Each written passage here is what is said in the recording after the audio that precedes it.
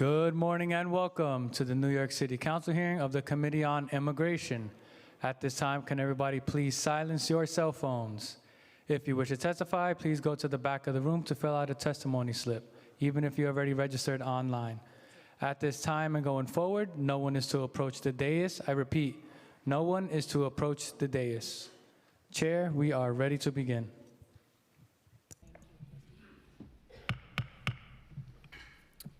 This committee is called to order.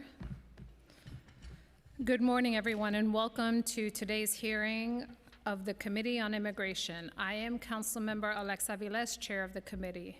Today, we will consider 4 bills: Proposed Introduction 214A, Introduction 1268, Introduction 1272, and Introduction 412. I'd like to begin by thanking the members of the public and my committee colleagues who have joined us here today. We are joined by Councilmember Shahana Hanif, Councilmember Tiffany Caban, and Councilmember Rita Joseph. So while the first deputy mayor and the commissioners enjoy a taxpayer-funded job, they seem to have decided that being held accountable for their work is not worth their time.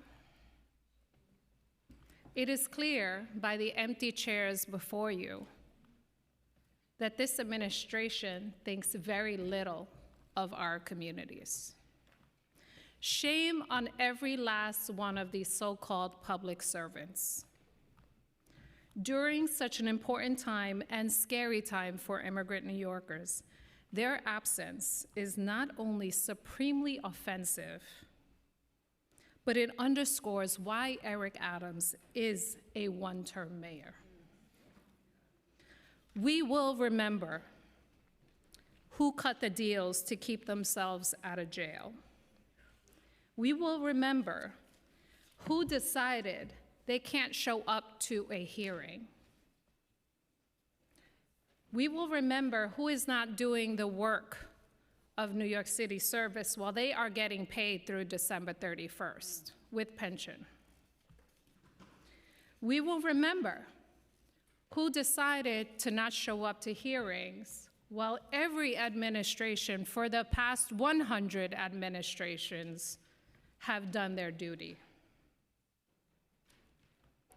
We will remember who was really petty and cowardice, potentially incompetent, or simply just didn't care for immigrant New Yorkers.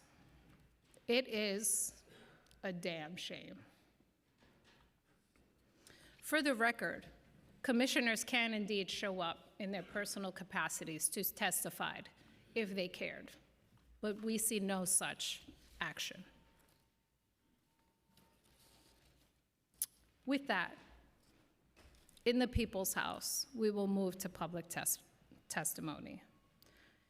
So I want to start with a procedural note. Given the number of witnesses signed up to testify today, we may be in testimony for several hours. So please plan accordingly and please maintain decorum. If you wish to express support, use the silent approval gesture, and I sincerely thank you for your patience and interest in this hearing. Our city has been at the forefront of creating legislation that directs municipal resources away from enforcement of outdated and xenophobic federal immigration policies and agencies that weaponize them. These safeguards ensure that our city does not conduct civil immigration enforcement and that it instead upholds dignity of all residents of our sanctuary city. At this hearing, the committee will examine legislative proposals to consider what more the city can do to marshal our resources and protect all New Yorkers, regardless of citizenship or immigration status. First, we will hear proposed Intro 214A sponsored by Councilmember Shahana Hanif in relation to creating a private right of action related to civil immigration detainers and cooperation with the federal government authorities. This bill would create a private right of action in the city's civil immigration detainer laws, allowing individuals held by New York City Police Department, the Department of Corrections, and the Department of Probation to bring an action alleging a violation of detainer laws in any court of competent jurisdiction. Even with the successes of New York City's detainer laws, non-citizen community members have been victims of violations of these local laws. A recent report of the New York City Department of Investigation, for example, found that the Department of Correction officers had violated the city's sanctuary laws by sharing information with federal immigration authorities about 2 individuals in DOC custody. In February of 2023, the Committees on Immigration and Criminal Justice held a joint oversight hearing in which advocates and impacted individuals testified that the Department of Corrections had overtly colluded with ICE to transfer immigrants from DOC to ICE custody in violation of our laws. Proposed Introduction 214A would provide non-citizen New Yorkers with recourse when NYPD, DOC, or DOP officers violate the detainer or other relevant local laws. Second, we will consider Intro 1268, which I sponsor, in relation to signage describing certain constitutional and legal protections. This bill would require the Commissioner of MOIA, in consultation with the New York City Law Department, to develop signage that clearly describes the legal protections enacted in key provisions of the law. The signage would also clearly identify examples of non-public areas of city property and list the rights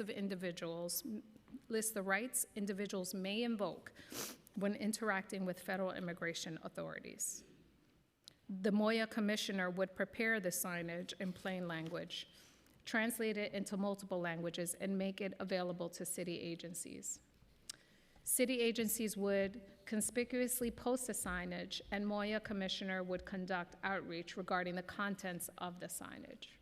While our nonprofit providers are strapped providing workshop after workshop informing our immigrant communities of their rights, the city must come up with a way to more consistently deliver this message, not only to those impacted, but to each city agency across all levels of staffing. Third, we will take up Intro 1272, sponsored by Councilmember Hanif, which would restrict employers from using E-Verify or any other employment eligibility verification system to check the employment authorization status of an employee or an applicant who has not been offered employment, except when federally required. This bill would also require employers to post the notice of their enrollment in the E-Verify system in an area that is visible to both prospective and current employees. Employers additionally would be required to issue a tentative non-confirmation notice to employees if they are not found within the E-Verify system. Finally, we will hear Intro 1412, sponsored by Councilmember Tiffany Caban, in relation to redefining terms concerning immigration enforcement to account for current enforcement practices and prohibiting the maintenance of an office or quarters on property under the jurisdiction of the Department of Corrections by federal immigration authorities. Local Law 58 of 2014 prohibits ICE from maintaining an office at the Rikers Island Detention Facility to enforce civil immigration law. However, Local Law 58 provides the mayor may, by executive order, authorize federal immigration authorities to maintain an office or quarters on property under the jurisdiction of the Department of Correction for purposes unrelated to the enforcement of civil immigration laws. On April 8th, 2025, First Deputy Mayor Randy Mastro signed an executive order to allow ICE to maintain an office on Rikers Island. The council sued, and the New York State Supreme Court invalidated the executive order due to the impermissible appearance of a conflict of interest. Perhaps it's another reason why they are not here today. Intro 1412 would bar federal immigration authorities from maintaining offices or quarters for any purpose on land over which DOC exercises jurisdiction. It would explicitly supersede any conflict any conflicting mayoral executive order or memorandum of understanding entered into by New York City. Finally, it would amend several definitions of the Ad Code to account for current immigration enforcement practices.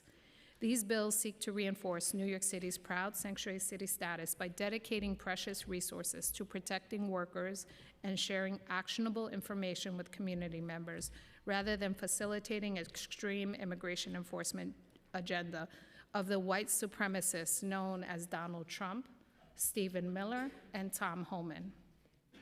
I look forward to discussing the legislation at today's hearing, and I would sincerely like to thank all the committee staff for their work on this committee over the past 2 years, and on this hearing in particular, including Senior Legislative Counsel Nicole Gata, Senior Legislative Policy Analyst Rebecca Barilla, Principal Financial Analyst Carolina Gill, Council Finance Assistant Director Florine Cabor, who are, quite frankly, exemplary public servants and always have showed up for our communities.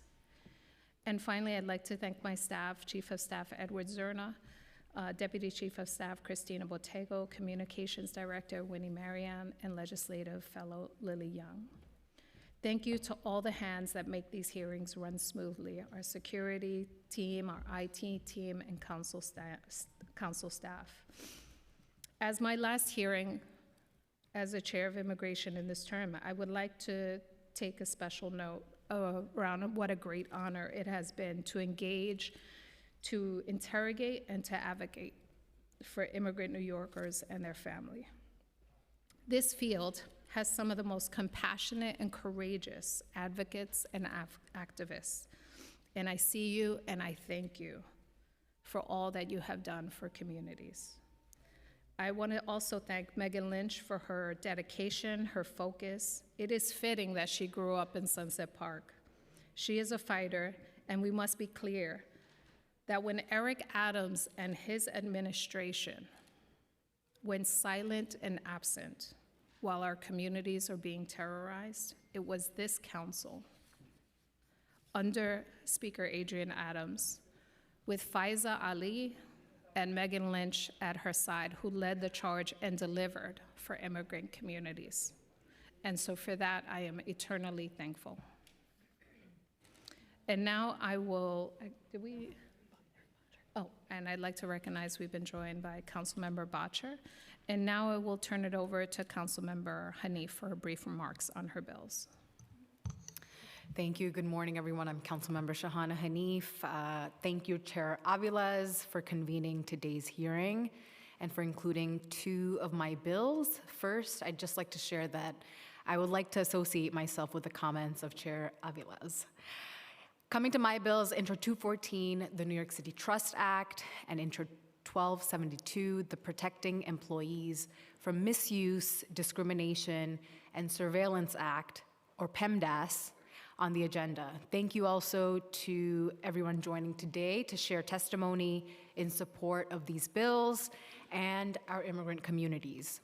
I'm the proud daughter of Bangladeshi immigrants, raised in Kensington, in Brooklyn's Little Bangladesh, an enclave where there has always been an ever-present sense of fear. As a 10-year-old, post-9/11 surveillance became the moment I first understood the precarity of immigration status and the reality of racial profiling and discrimination. The second and third defining moments were during Trump's presidency. Those fears have only been intensified since the new federal administration, which has already inflicted extraordinary harm on immigrant communities. In just 11 months, we have seen federal immigration enforcement racially profile victims and use excessive force, actions that routinely violate immigrants' rights, undermine our democracy, and erode the basic principles of due process. New York City is a city of immigrants, and our sanctuary laws exist to keep our communities safe. But too often, those protections are ignored. We've seen city agencies unlawfully share information with federal immigration authorities with no training, no accountability, and right now, no enforcement mechanism when our laws are violated. Intro 214, the New York City Trust Act, closes that gap and gives real teeth to our sanctuary protections. It creates a private right of action, a legal tool that allows New Yorkers to hold the NYPD, Department of Corrections, and the Department of Probation accountable in court if their rights are violated. Individuals unlawfully detained because the agency coordinated with ICE can seek justice. DOC has been found to repeatedly and clearly violate our detainer laws in multiple instances over nearly a decade, including as recently as 2024 and February of this year, as revealed in the Department of Investigation's report released in September 25th. The report has also found that DOC provides no training to officers or staff on New York City's sanctuary city laws or its own policies issued under those laws. I would have asked them directly about these violations today, but in a show of disregard for this council and for immigrant communities, DOC has chosen not to appear at this hearing, nor have they given us a statement. And I don't even want to go into Moya's statement because it's equally as useless. My second bill, Intro 1272, the PEMDAS Act, protects workers from the misuse of E-Verify, a federal system meant to confirm work authorization. E-Verify errors harm tens of thousands of authorized workers every year, especially immigrants, and some employers use it to illegally screen or intimidate applicants. Intro 1272 sets a clear order. E-Verify can only be used after a job offer, strictly to confirm work authorization, not to exclude or threaten workers. In this climate of fear, immigrant New Yorkers must be able to trust that our city will protect them, not profile them, not hand them over, and not let employers abuse them. I urge my colleagues to support both Intro 214 and Intro 1272. Thank you. Thank you, Councilmember Hanif. Now I will turn it over to Councilmember Caban. Thank you, and thank you, Chair, for never mincing words. We convene here today because something profoundly disturbing is occurring in our city. Federal agencies that have never had a role in civil immigration enforcement are suddenly being deployed as instruments of fear. Agencies designed to support and protect the public are being redirected to intimidate, to traumatize, and terrorize the very people that they were meant to serve. Seniors beaten, pregnant mothers shackled, children, including 6-year-olds, forcibly taken from their parents' arms. These are not abstractions. These are kidnappings. These are acts of terror. And New York has long and proudly stood as a sanctuary city. Our sanctuary laws exist for one purpose: to keep people safe, to ensure that every resident can access services, seek assistance, and participate in public life without the threat of immigration retaliation. The evidence is unequivocal. Sanctuary counties are safer per capita than non-sanctuary counties. And that's why I'm proud to support the Safer Sanctuary Act. We refuse to allow any government agency at any level to be weaponized against our communities. This bill clarifies and strengthens our sanctuary laws, making clear that no federal agency may circumvent the protections this city has democratically put in place. It also ensures that ICE cannot embed itself in our jails, facilities where far too many New Yorkers have died awaiting care, and where the people most likely to be detained are those who simply cannot afford to buy their freedom. New Yorkers already disappear within those walls, and we cannot and will not allow our jail system to become an extension of a deportation machine. Before I continue, I must address a matter that goes to the heart of accountability and democratic governance. The Adams administration's directive instructing city agencies not to appear at this council oversight hearing is an unacceptable obstruction of transparency.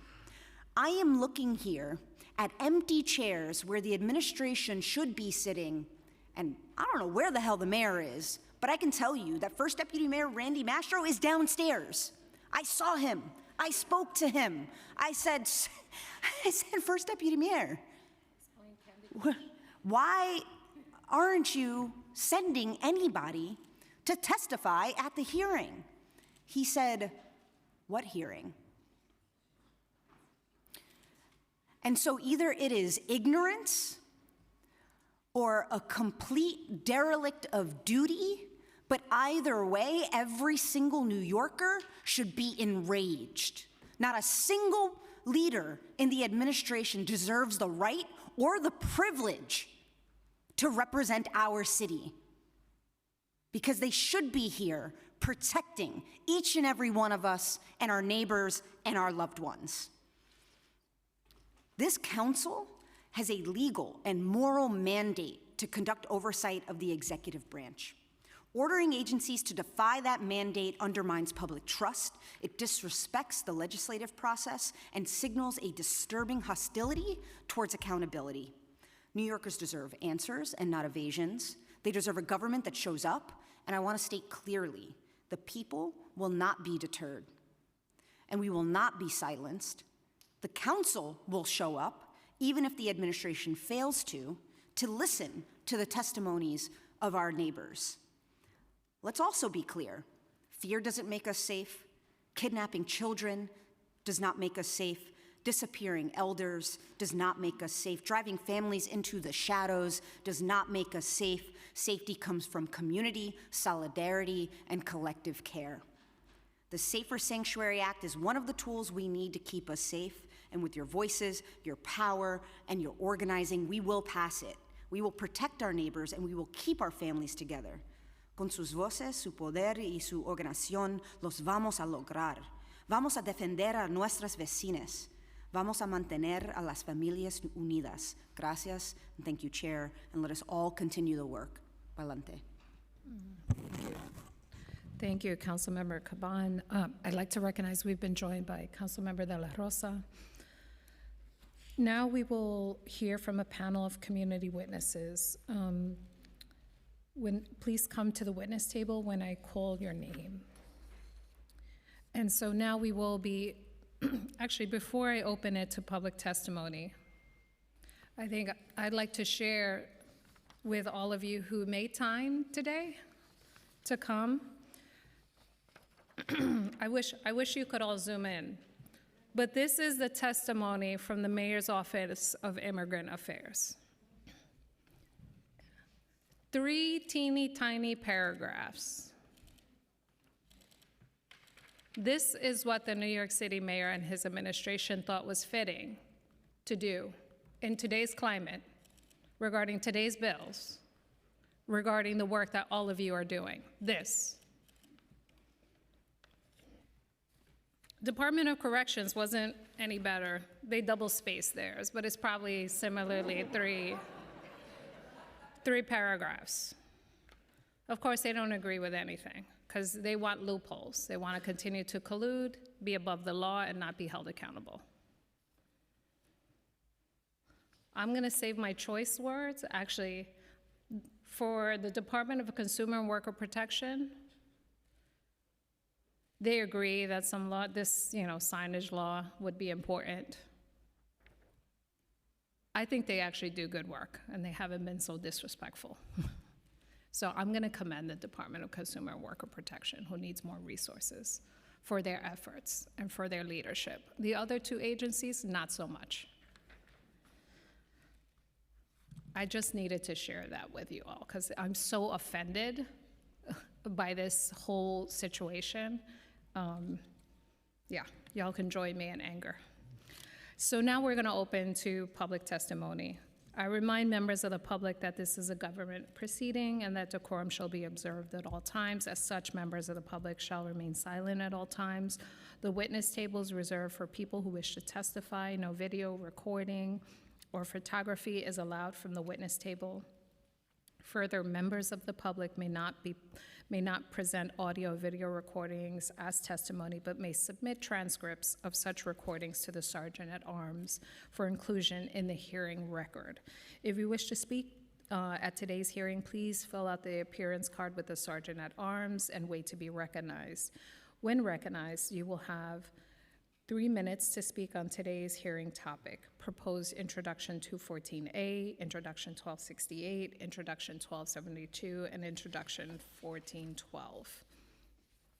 If you have written statement or additional written testimony you wish to submit for the record, please provide a copy of that testimony to the Sergeant at Arms. You may also email written testimony to testimony@council.nyc.gov within 72 hours of the close of this hearing. Audio and video recordings will not be accepted. For in-person panelists, again, please come up to the table when your name has been called. And now I will call our first panel.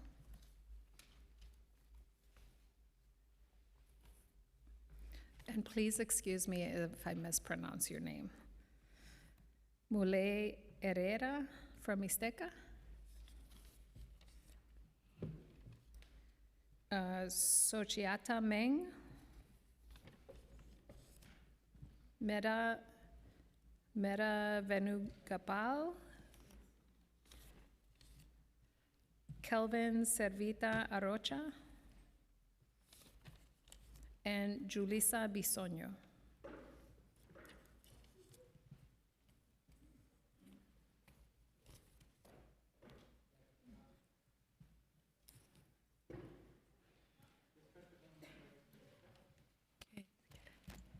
Thank you very much. This is my first time testifying, and English is not my first language, so I expect everybody to be patient because I need to read slow for you to understand. Good morning, and thank you for the opportunity to testify today.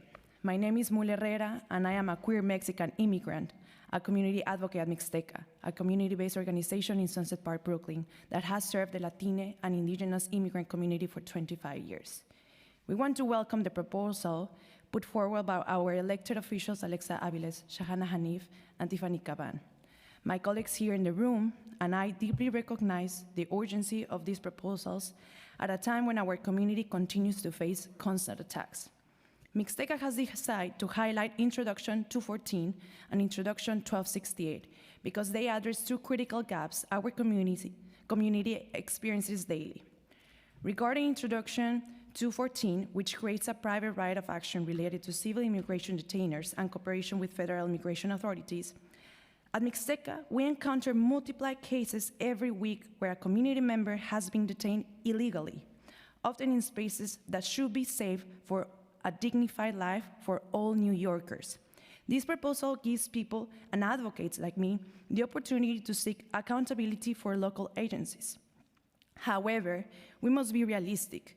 Many members of our community do not have the resources or time to hire an attorney, and the justice system is not always accessible, particularly when the intersections are being Latine, indigenous, a migrant, a woman, and a queer person. For this reason, while we welcome this proposal as a small light of hope, local and concrete interventions are indispensable to ensure justice for all, not just for few.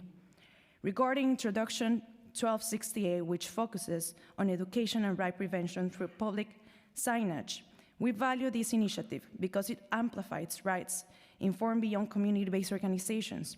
Placing this information in public spaces demonstrates the city presence and oversight regarding ICE actions and empowers the community. Since January of this year, Mixteca has conducted 85 Know Your Rights workshops, reaching out more than 1,700 people with just 2 team members, not including the daily consultations we receive during walk-in hours. Yet today, our community increasingly doubts the effectiveness of Know Your Rights workshops. People often question their utility, which underscores the need to update information to reflect the current reality. It is crucial that the community knows how the city can protect, assist them when their rights are actually violated. Therefore, we urgently need Moya, who I need to say is not here, and I echo the embarrassing of that. Moya needs to provide direct training to local agency staff, teaching them how to act and what steps to follow to protect New Yorkers when immigrants agents enter to city spaces, more than just sending PDFs. Real safety depends on staff knowing how to intervene effectively. with city-established rapid response protocols and de-escalation measures. This is fundamental to realize the idea of a sanctuary city. As a community advocate, I want to be able to accompany someone to a hospital or school and trust that if ICE arrives, the staff will be prepared to intervene realistically and protect the people they serve with the city's support. In conclusion, we welcome these proposals and recognize the critical protection and empowerment they represent, but we must ensure the implementation is concrete, realistic, and be backed by direct support, city support. Solo así la promesa de una ciudad santuario se volverá la realidad para todos, no solo por algunos. Muchas gracias. Thank you.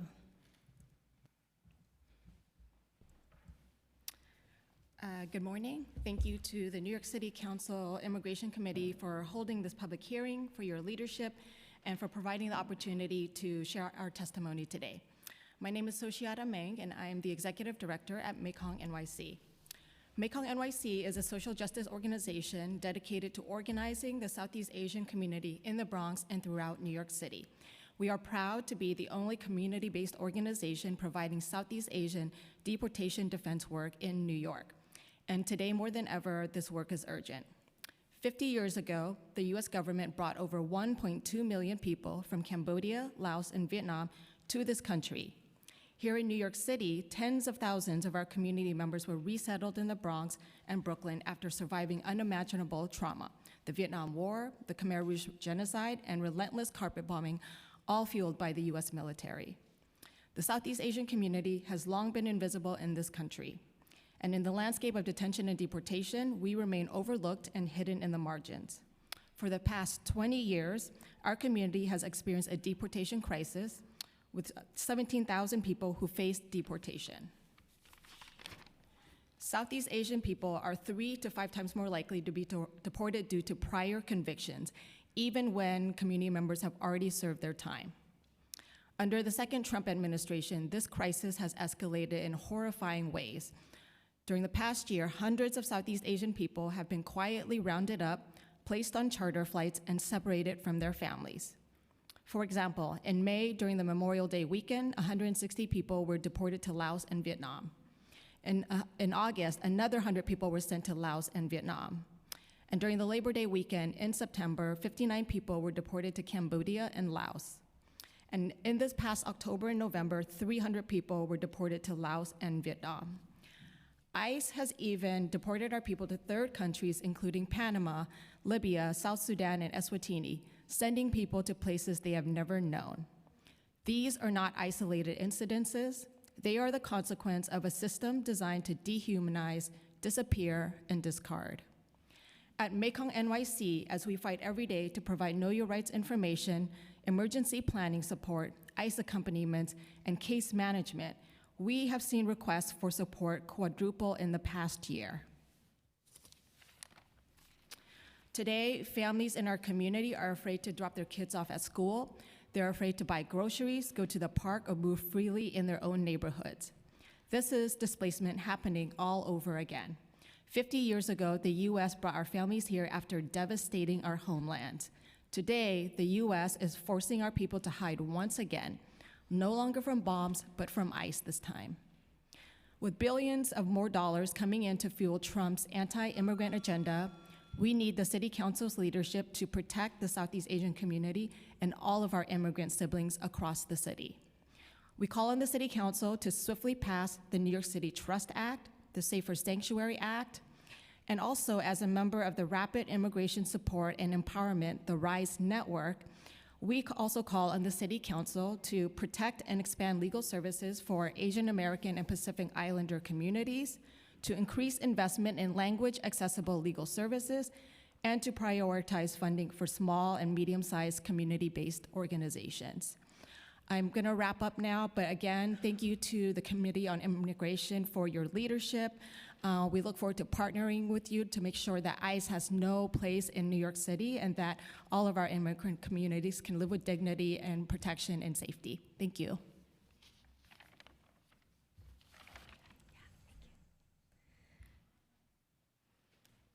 Good morning, honorable council members. My name is Medha Venugopal. I am a senior staff attorney with the Center for Family Representation. Good morning, everyone. My name is Brianna Brew, and I am a social worker with the Center for Family Representation, where we work to keep families together. We are here to share the harrowing story of our client Jennifer, who to this day suffers from the trauma of ACS's collusion with Immigration and Customs Enforcement, or ICE. To best evoke our client's voice in telling her story, Brianna will testify in Spanish, and I will provide the translation. Thank you.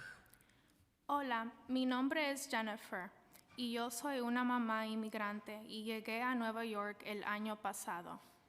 Hello, my name is Jennifer, and I am an immigrant mother, and I arrived in New York last year. Cuando vine a Nueva York, vine con muchos sueños para darle una mejor vida a mis hijos. When I came to New York, I came with many dreams to give my children a better life. Pero este sueño se convirtió en una pesadilla cuando las agencias locales violaron la ley y mis derechos cuando compartieron mi información confidencial con ICE. But that dream turned into a nightmare when local agencies violated the law and my rights when they shared my confidential information with ICE. Cuando estaba en el refugio, pedí a los trabajadores del refugio servicios de terapia para mí y mis hijos, porque el trauma de nuestro viaje desde mi país a los Estados Unidos nos estaba afectando mucho. When I was at the shelter, I asked the shelter workers for therapy services for my children and myself because the trauma of our trip from my country to the United States was affecting us greatly. En vez de darnos apoyos de terapia, los trabajadores del refugio llamaron a ACS, para que hablaran con mis niños. Instead of giving us therapy support, the shelter workers called ACS to talk to my children. Cuando llegó ACS, no sabía que me estaban investigando y estaba abajo de la impresión que eran apoyo de terapia. When ACS arrived, I didn't know they were investigating me, and I was under the impression that they were providing therapy support. Después que ACS habló con mis niños y yo tenía una cita con ICE, cuando fui a mi cita con ICE me detuvieron. After ACS spoke with my children, I had an appointment with ICE. When I went to my appointment, they detained me. Y cuando pregunté al oficial de ICE cuándo me iba a liberar, él se burló de mí y me dijo que me iban a deportar porque tenía un caso criminal abierto contra mí. And when I asked the ICE officer when they were going to release me, he mocked me and said that they were going to deport me because there was an open criminal case against me. Me quedé en shock porque nunca tuve ningún contacto con la policía. I was shocked because I never had any contact with the police. Tuve un ataque de pánico y me desmayé y me llevaron al hospital. I had a panic attack and passed out and was taken to the hospital. Mi abogada después descubrió que ACS compartió mi información confidencial con ICE y por eso me detuvieron. My lawyer later discovered that ACS shared my confidential information with ICE, and that's why they detained me. Pasó un mes detenido sin poder de ver ni hablar con mis hijos. I spent a month in detention without being able to see or talk to my children. Con el apoyo de mi abogada fui liberada, pero todavía estoy sufriendo el trauma de las acciones de ACS y estoy aquí para revelar las injusticias que también pasan a muchas familias en Nueva York. With the support of my attorney, I was released, but I am still suffering from the trauma of ACS's actions, and I am here to reveal these injustices so that also happen to many families in New York. Con la administración de Trump, lo que nos pasó a mí y mi familia está sucediendo a muchas familias en Nueva York sin impunidad. Under the Trump administration, what happened to me and my family is happening to many more New York families without impunity. Quería dar este testimonio hoy para insistir a los representantes de la ciudad que protegen a las madres y familias como la mía de la colusión de las agencias locales con ICE. I wanted to share this testimony today to urge city officials to protect mothers and families like mine from local agency collusion with ICE. Todavía estoy viviendo con las consecuencias de las acciones de ACS, ICE y el sistema de separación familiar. I am still living with the consequences of the actions of ACS, ICE, and the family separation system. No quiero ver más madres y familias como la mía sufriendo como yo. I don't want to see any more mothers and families like mine suffering like me. Hago un llamado a nuestro comité para que apruebe la ley de confianza de la Ciudad de Nueva York y introducción de la ley 214 para crear un sistema de redención de cuentas por la violación de la ley santuario que existen en la Ciudad de Nueva York. I call upon this committee to pass the New York City Trust Act, Intro 214, to create a system of accountability for the violation of the sanctuary laws that exist in New York City. Ninguna agencia debería sentirse empoderada para violar la ley y debería haber consecuencias cuando lo haga. No agency should feel empowered to violate the law, and there should be consequences for when they do. Hagamos lo correcto para mantener las familias en Nueva York seguras y unidas. Do what is right to keep families in New York City safe and together. Gracias por su tiempo y esta oportunidad de testificar. Thank you for your time and this opportunity to testify. Gracias. Good morning, everybody. My name is Rosa Cohen Cruz. I'm reading testimony on behalf of Bronx Defenders client, Kelvin. In January of 2024, my life was turned upside down. The NYPD claimed I was part of a violent attack on officers in Times Square. They branded me a gang member and a fugitive, and they implied that because of laws designed to protect immigrants like me from abuse, they were unable to stop us from doing something dangerous. All these claims were lies. I never left New York. I was here the whole time waiting for my court date. I was never part of a gang either, and it was the NYPD who initiated the violence that day, as video evidence later revealed. I never assaulted a police officer, and that charge was dropped. I pled guilty to a misdemeanor for kicking a police radio after witnessing officers brutally attack my friends. But now that the dust has settled, you don't hear about any of this or the further violations to me and my family. The injustice started the night I was arrested by ICE.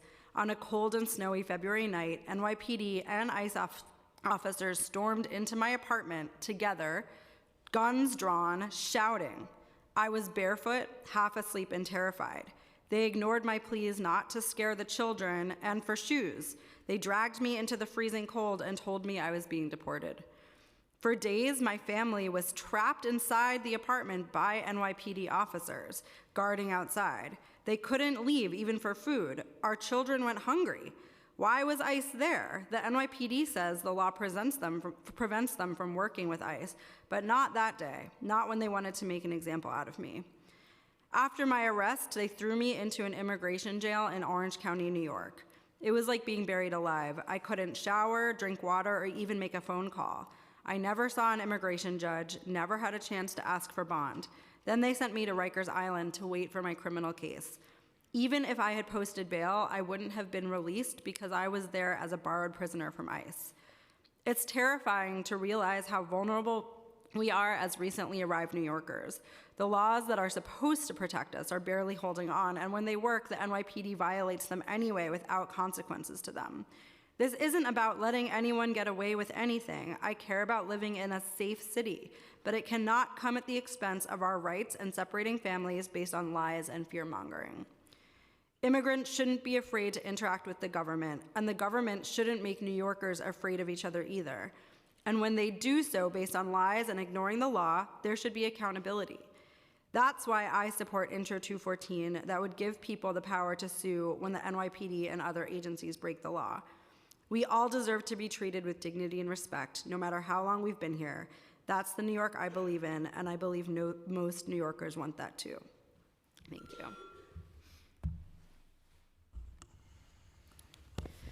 you. Good morning, everyone. Thank you for allowing me to speak today. My name is Julissa Bisono, and I'm a director of base building at Make the Road, New York, the largest member-led organization in New York State. Make the Road has over 28,000 members in and around New York City. Our members and communities are under relentless attack right now from ICE, and the agencies cooperating with ICE too. The phenomenon of a courthouse arrest and arrests at regular check-in and appointments have received wide coverage. Metro New York has led on the fight, in the fight against the inhumane conditions that our communities are then subject to inside 26 Federal Plaza, that's literally a few blocks from here. What is well less known is that our members and that our loved ones are being literally ripped off the streets and disappeared in immigrant neighborhoods across the state, including in 3 of our New York City offices, where we have offices, are located in Corona, Queens. Every day, we're seeing people being picked up. Wee hours in the morning, heading to work, dropping off their kids to school. Bushwick, Brooklyn, and Port Richmond, Staten Island. Agents are intentionally passing themselves off as police are stalking our streets in the morning during rush hour and again in the evening as people go home. We had a member detained at a bus stop near our office in Bushwick. A member father who was just detained on a sidewalk literally this past weekend in Port Richmond.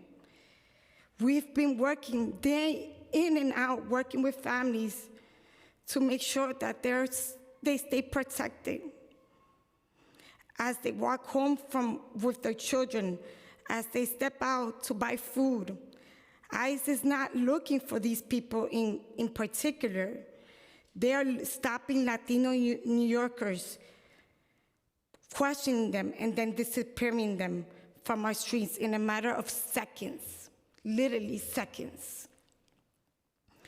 We are grateful for the city's efforts on behalf of families impacted by ICE enforcement today. In particular, funding legal services so that we could get people representation and advice. Metro is a rapid response legal provider, and we assist dozens of families impacted by ICE enforcement each week. Our organizers are literally flyering, helping people knock on doors, telling them about Know Your Rights, so that we could keep each other protected, because we cannot depend on this administration to protect us. But we need real accountability against ICE, blatant disregard for our sanctuary laws. Passing the New York City Trust Act will establish a private right of action that will enable anybody whose rights are violated to hold local entities responsible. Families of immigrants will feel more secure when utilizing essential city services like attending school, making a police report, or visiting a public hospital as a result. Our members are scared. When Mayor Adams allowed ICE back into Rikers, it was a clear violation of our detainer laws. It showed to immigrant New Yorkers that we were reverting to our old ways that would seek to push Trump's agenda. It was not until the New York State Supreme Court stepped in that we were able to block this. This is why Intro 1412, which prohibits establishment of office on a New York City Department of Corrections property by any federal entity engaged in federal immigration enforcement. This also ensures that our sanctuary city rules apply to all federal entities involved in immigration enforcement. We cannot, and I say this again, we cannot allow any future mayors to use New Yorkers as a political pawn and truly ensure that ICE will not have a place at Rikers or in New York City. I want to thank Council Members Hanif, Aviles, and Cavan for their leadership in pushing legislation forward that will further secure our sanctuary laws and ensure that our members feel safe in New York City, the place they all call home. Thank you. Thank you. Before we open it up to questions for this panel, I want to recognize we've been joined by Councilmember Shekhar Krishnan and Councilmember Brewer. Thank you. Not a question, but a comment. And please remind me of your name. Sorry, hi, my name is Brianna Brew. I'm a social worker. The story that you shared, devastating. And I feel a lot of, I want to extend just an apology and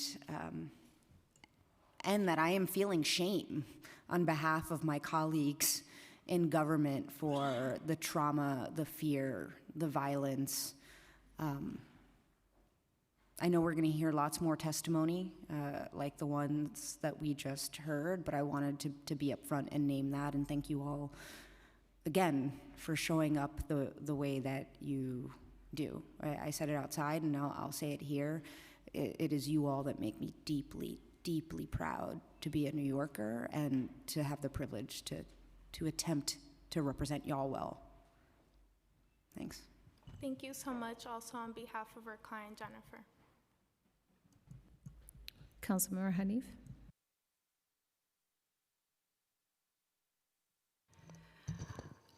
On behalf of your client, Jennifer, could you just share how she's doing right now and what are some upcoming appointments or legal work that's coming up? And then for Rosa, I wanted to ask about, from a defender's point of view, could you walk us through the process of DOC honoring a request for notification? How is it different from honoring a detainer request? Yeah, so when I last spoke to Jennifer, she mentioned the trauma and the impact still impact her to this very day. Whenever she applies for work, when she gets to the point where they ask for a background check, that's typically where she sees all her dreams come to a halt. Because of the collusion between ICE and ACS, she feels that she's unable to really rebuild her life.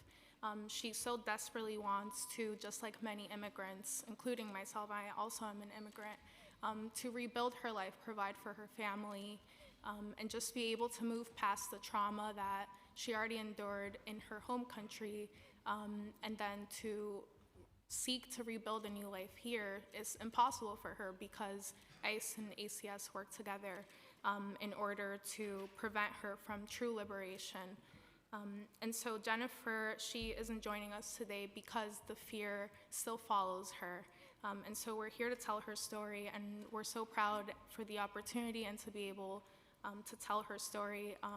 But saddened, it's a bittersweet moment, and we share the rage as well because of how ACS and ICE and other local agencies work together. It's not providing real justice for families throughout New York, and that's why it's so important to advocate for this introduction of 214. Thank you to the entire council for introducing these bills, because it's so important that we advocate for the families like Jennifer's, as well as the other stories that we heard today on this panel. And you shared that she's got kids. Could you remind me how many and what age? Yes, she has 2 children. I believe they're both under 18 years old. And so she's so desperately wanting to provide for them, who are both children. But it seems for her that it's impossible for her to truly have a clean slate, which is what she so badly wanted when she came to this country from her native origin.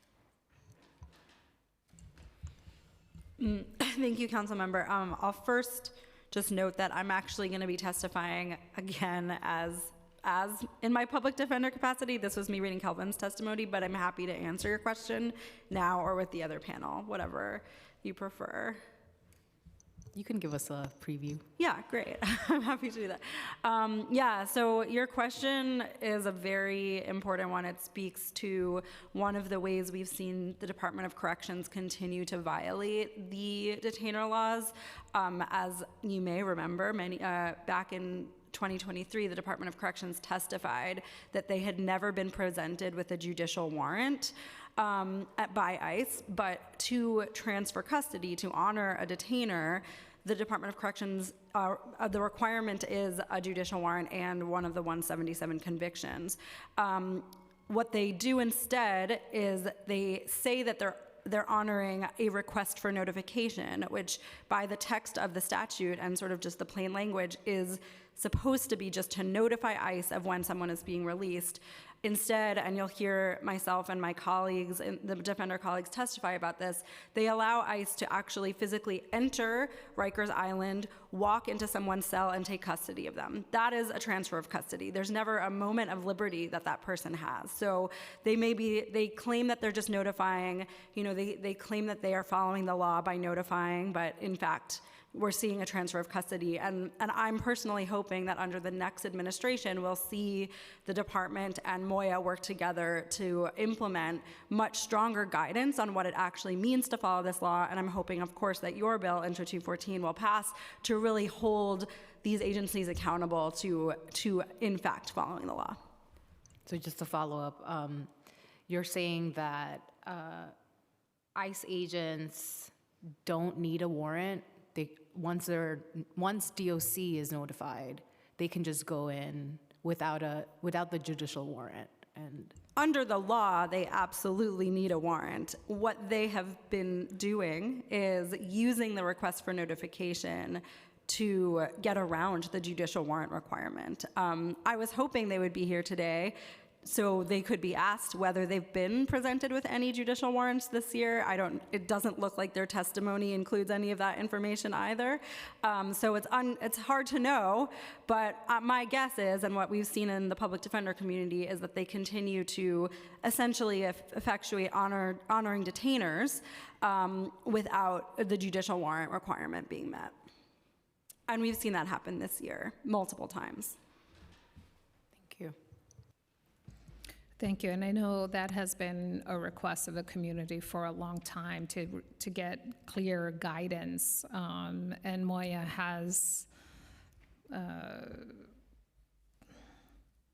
ignored their responsibility to correct this issue administratively. So thank you all for your testimony today. I really appreciate it. I think we're going to call our next. Don't go. Sorry, spoke too soon. Councilmember Krishnan. Thank you, Chair. Sorry, just one question to follow up on that. I think it's egregious that these warrant and detainer laws are not being followed. Have you seen, you kind of alluded to it at the end, but have you seen DOC increasingly ignoring or doing away with the warrant requirement and honoring detainers? Has there been an uptick in the last year since the presidential elections last fall? I'm just curious to know what you all are seeing in the public defender community. Unfortunately, this practice has been consistent, and that's why it's a real shame that we even have to be here today still talking about the New York City Trust Act, because in the oversight hearing 2 years ago, we testified in great detail, the defender community testified in great detail about this practice. And since then, we have seen the Department of Corrections and the NYPD being found to have violated the laws, as Chair Aviles spoke about in her introductory remarks. So it's really shocking that these patterns have continued, and there's been no training, no guidance, no attempt at creating an accountability, and I think all of this speaks to the need for the law. So unfortunately, it hasn't even been an increase, although I'd say that the treatment and the egregiousness and sort of the expansion of ICE in every facet of our life, and I'd say the involvement of NYPD and their explicit collusion with ICE has increased under this administration. Thank you, Chair. Councilmember Brewer. I'm sorry, I know we want to keep moving, but what the hell did ACS tell you about this?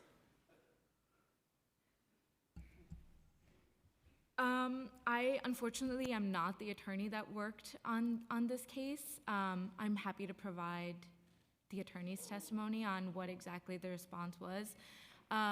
If I remember correctly, I think it was a lot of pointing fingers probably, but I'm not exactly sure of the specifics. Thank you. I'm sorry about that. That's okay. It's shocking. Thank you. Thank you to this panel. We're going to call the next panel Giovannetta, Mina Faramand, Anna Vera, Jason Smith, Alana Tornello, and Casey Wagner.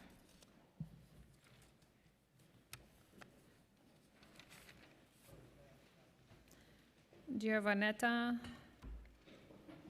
Barragan, Mina Faramand, Anna Vera, Jason Smith, Alana Tornello, and Casey Wagner.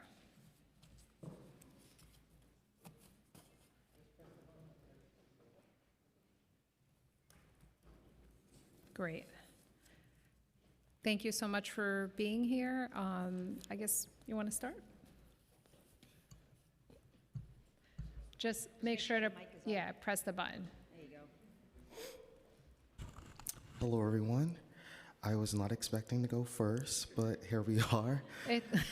You can pass it to your neighbor if you want. Okay.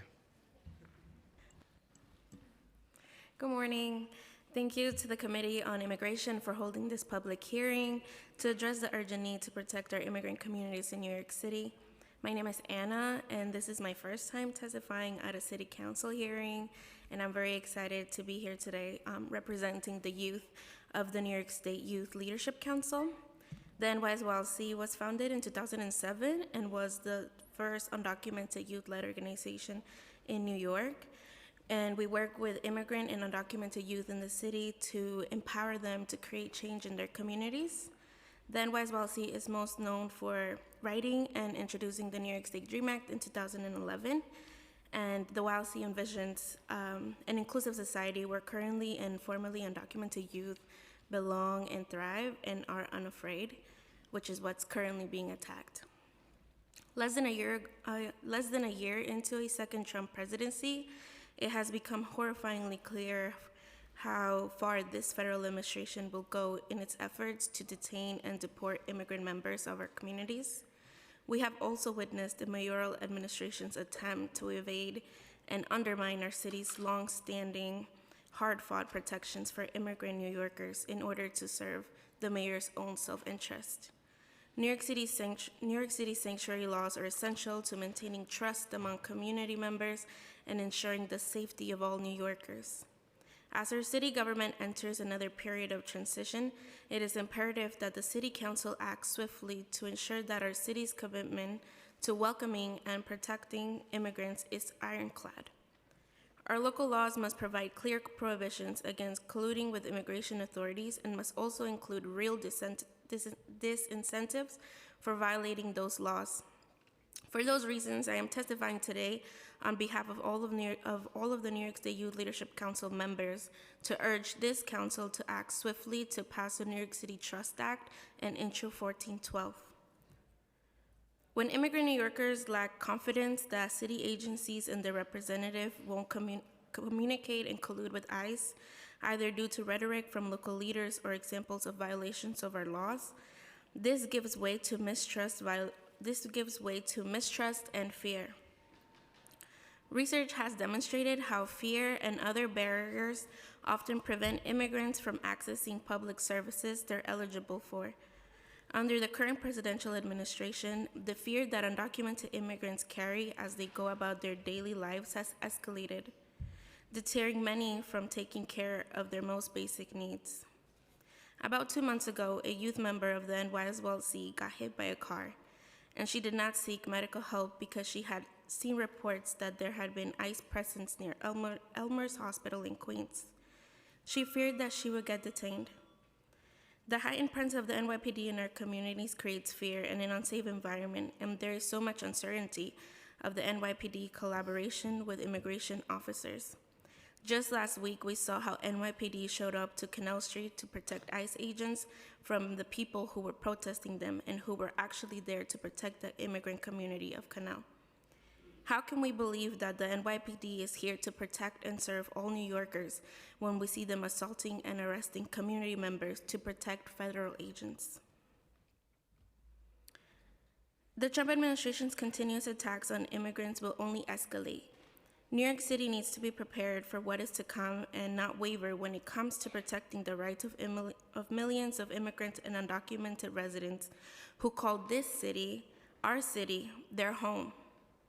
The council must act now to pass the New York City Trust Act and Intro 1412 and continue to fortify and reinforce the New York City government entities will not collude with immigration authorities. We will continue to fight for the liberation of our people, and we hope that you join us on that fight. Thank you. Thank you.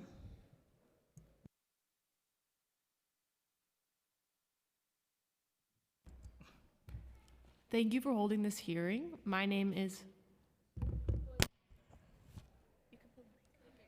Okay. Thank you for holding this hearing. My name is Mina Faramand, and I am here from the New York City Union of Students. We're also here from the Livable Future Package, a youth-led movement speaking in support of the New York City Trust Act Intro 214. The federal administration has shown us that their immigration agenda is one that disregards the core of our human rights. Only a few days ago, they separated and detained a 6-year-old child from his father. And the Trump administration fired 8 New York City immigration judges last week in an effort to make it easier for the federal government to conduct a mass deportation agenda. I speak for my fellow youth and their families when I say this is unacceptable. There's no sign this federal agenda will get better without us fighting back, putting teeth on our sanctuary city laws, as the ICE budget finds a nearly 4-fold increase. We are in a state of emergency, and the NYPD has been found complicit with this agenda. A report last week found on November 21st, 2024, an NYPD officer assigned to a Homeland Security Investigations Violent Gang Task Force placed automated alerts on individuals sought for potential civil immigration enforcement, allowing notifications if they appeared in NYPD systems. The Department of Investigations in New York City determined this violated both department policy and city law. What you are hearing from us today is that New York City collaboration with the federal draconian immigration enforcement agenda is completely unacceptable. New York City agencies' history of illegally working with ICE must go on no longer. In this state of emergency, we need to act to stop our city's complicity with an anti-human rights agenda. The New York City Council must pass the New York City Trust Act to enforce our sanctuary city laws, because financial restitution is a strong and effective deterrent against breaking our human rights laws, and it gives power to the people irreparably harmed by collusion with ICE. Our sanctuary city must extend to every part of this city, including Rikers Island, which is also why I speak in favor of Intro 1412. New York City Council, make the right choice, stand for strong sanctuary city laws in the state of emergency, and end our complicity with an anti-human rights agenda. Thank you, Mina.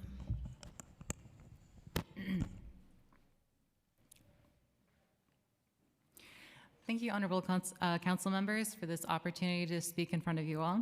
My name is Jovanetta Morongos. I currently reside in Midtown. I'm a student at CUNY, proud granddaughter of immigrants, and I'm here from New York City YDSA and more than 12 other youth organizations in the Livable Future Coalition. Council members, according to the city, as of 3 days ago, since July through October, ICE has kidnapped off the streets at least 858 New Yorkers. In CUNY, more than a third of students were born in another country. Half are the first to receive a formal education. An estimated 5,000 as of 2019 are undocumented. Yet, just last year, 20 Baruch students had their visas canceled and their future in the city brought into question for simply exercising their constitutional rights and risked for deportation from ICE. I think of my family, my grandparents who had to experience the horror and terror of police interrogations because they came from the criminal country known as Italy during the Red Scare. Now, 70 years later, this continues and only worsens with our fascist administration. In times of lawlessness in Washington, it is our duty to pick up the flag as New Yorkers and in City Council and be the face of law. In times of cowardice, it is our duty to be the face of courage. History will not be kind to these xenophobic attacks on our immigrant neighbors, but we have to stand up and do our part here in City Council. I plead with City Council to pass Intro 214, the New York City Trust Act, because we need real accountability from above. Our rapid response networks across the city and Know Your Rights training are merely harm reduction, but we need to fight back in City Hall. To bring this to my own experience, CUNY has sanctuary city laws on the books already, but nothing stops this from being reversed. In a heartbeat by CUNY, which receives millions in funding from the federal government. We need to protect our immigrant neighbors here by establishing a legal pathway to enforce these sanctuary city laws against city employees who may collaborate with ICE, and that includes the NYPD especially. And I also want to extend this as well and urge to pass Intro 1412. I spent a lot of my life in Rockland County, only an hour train ride and bus ride away from the city. In Rockland, there are few to no protections for our immigrant neighbors. And I was at my best friend's birthday recently, and she told me that she did not feel safe, she didn't feel a future in New York, that she hoped her family, who came from Pakistan, remained untouched by ICE, even though they're here legally. It is our duty here in New York to protect everyone in our metropolitan area by denying ICE's operation at every turn in New York, to ensure our neighbors cannot be kidnapped by ICE to New York City using Rikers Island, and deny them a hub in the center of this metropolitan area and protect all of our immigrant families across the tri-state area. Once again, I urge you to pass Intro 1412 and 214. Thank you so much for this opportunity and speaking on these today. Thank you. Thank you to the Committee on Immigration for holding this hearing. My name is Casey Wagner, and I'm a member of Hand in Hand, the Domestic Employers Network, a national organization of families, older adults, and disabled New Yorkers who employ care workers, including nannies, home care workers, and house cleaners. Immigrant workers, many of whom are undocumented, have green cards or are naturalized citizens, and are facing real threats. ICE continues to racially profile and collude with city agencies like the NYPD and Department of Corrections, putting families and workers at risk of detention, deportation, and family separation. These attacks don't just harm individuals, they undermine the care systems we all rely on. As a member of Hand in Hand, we also partner with domestic worker community-based organizations and New York affiliates of the National Domestic Workers Alliance, in addition to local electeds, and I lift up my glass to Councilmember Hanif in our incredible support of the work that we have done with Carroll Gardens Neighborhood Association. I am a proud and eternally grateful granddaughter to both my sets of grandparents who came through Ellis Island and became naturalized citizens. I am also a proud and eternally grateful past employer of 4 immigrant caregivers to my elderly mother as she suffered with dementia over a decade, especially when they were there during her dying days. They provided love, compassion, and provided eternal support so that they made my ability to work possible. This bill would create a private right of action allowing anybody whose rights are violated by the city, and the bill I'm referring to is the New York City Trust Act, Intro 214.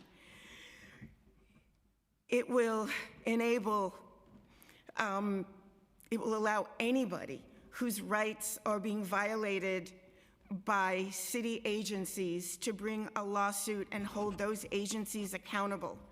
Right now, violations of New York City's sanctuary laws happen regularly, including documented cases of DOC and ACS sharing information with ICE, but there is no clear way to enforce the law or seek recourse. Strong sanctuary protections are essential not only for immigrant safety, but for the safe and health of our city as a whole. When immigrant New Yorkers fear local agencies, it erodes trust, discourages reporting of crime, and prevents families from accessing essential services.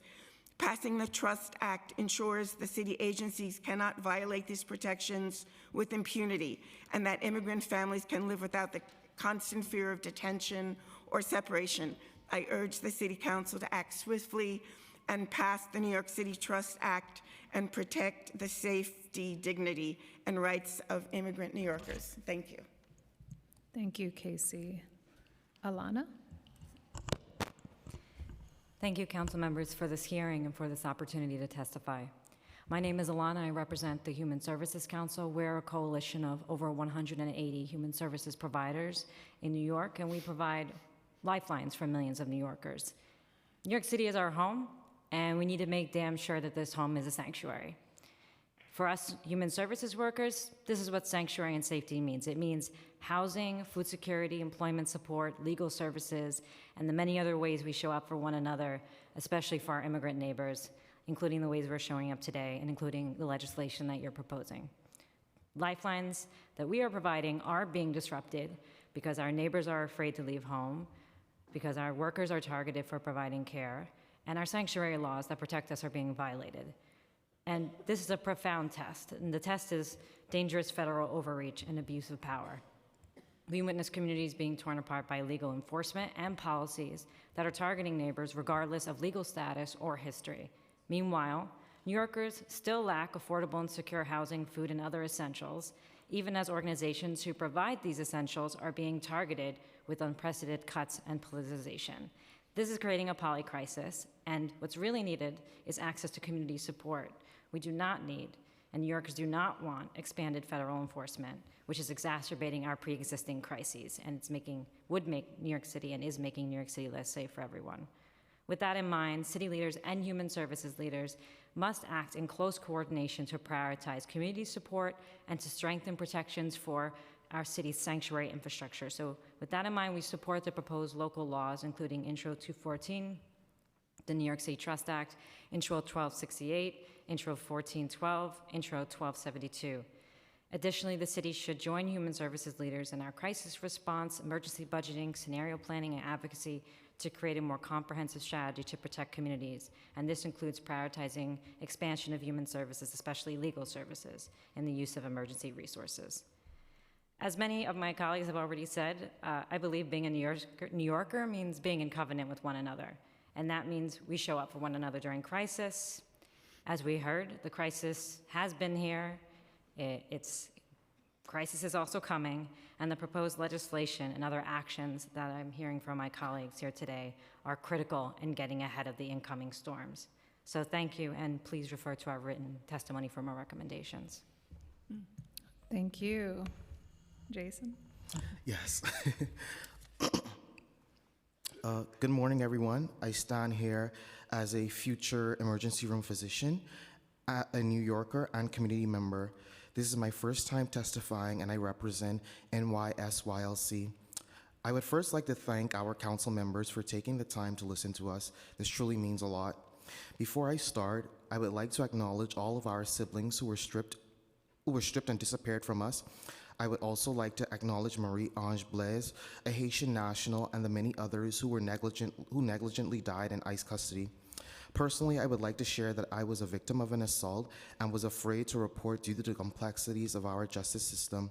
This assault resulted in an expensive journey, whereas I had to spend hundreds of dollars on therapy, medication management, stable housing, and anxiety. I should not be afraid to seek justice. With the passing of this bill, people like me would not be afraid to seek help with the fear of possibly being placed on the radar or having personal information shared with federal officials. This very same issue is prominent and constant. There are many undocumented individuals afraid of reporting due to this matter. Every single day, our oppressors try to tear us apart and isolate our communities. And in spite of their plans to do so, we become even more united. In spite of their divisive tactics, we grow stronger as a community. Let me be clear, I'm not catering to any municipal government official who are simply unable to put their money where their mouth is. Too often, we are seeing elected officials only show up only when there is large crowds or an abundance of cameras and media crew. It hurts my heart to see NYPD officials assault vulnerable members within our communities, such as elderly people, disabled people, and so on. The reason being is simply because members of our communities are placing their bodies on the line. Furthermore, from my mouth to your ears, I want to make it very clear that our rights are not trends and bandwagons to be hopped on. Our human rights are not political platforms only inconvenience to boost platforms for elections. We're not numbers, we are human beings. It saddens me to know that our local government has the power to protect us, and yet we're currently pleading for the passing of the New York City Trust Act, specifically Intro 214. We have so much on our plate to address already. Therefore, I'm calling on our elected officials to join us at the table and address what's on our plates. I'm calling for a moral renewal and a sense of civic grace and virtue within our municipal government. Let me be clear, the harmful practices that are taking place deters New York City residents from seeking justice of any wrongdoing.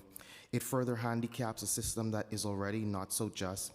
We require a renewed sense of hope within our justice system. Unfortunately, the justice system we require is not dispensable by machines or upheld by any form of institutional systems. Our justice is upheld by the people, and it is clear today that the people of this great city demands justice and accountability.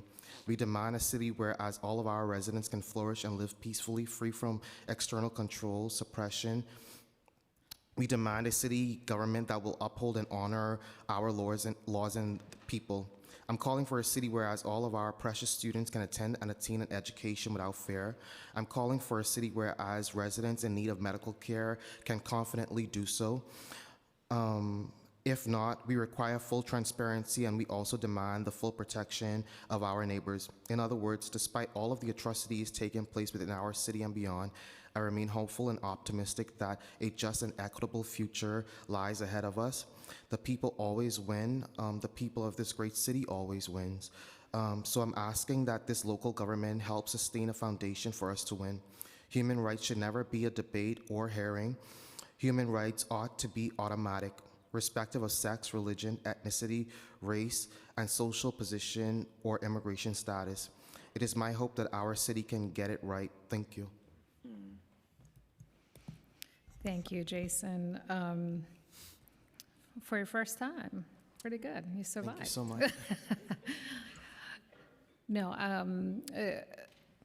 I just wanted to underscore, I mean, I think one of the common themes in many of the testimony here is something that Anna said, and certainly you all say, is that when New Yorkers lack confidence in our institutions and in our government, it continues to make us significantly less safe.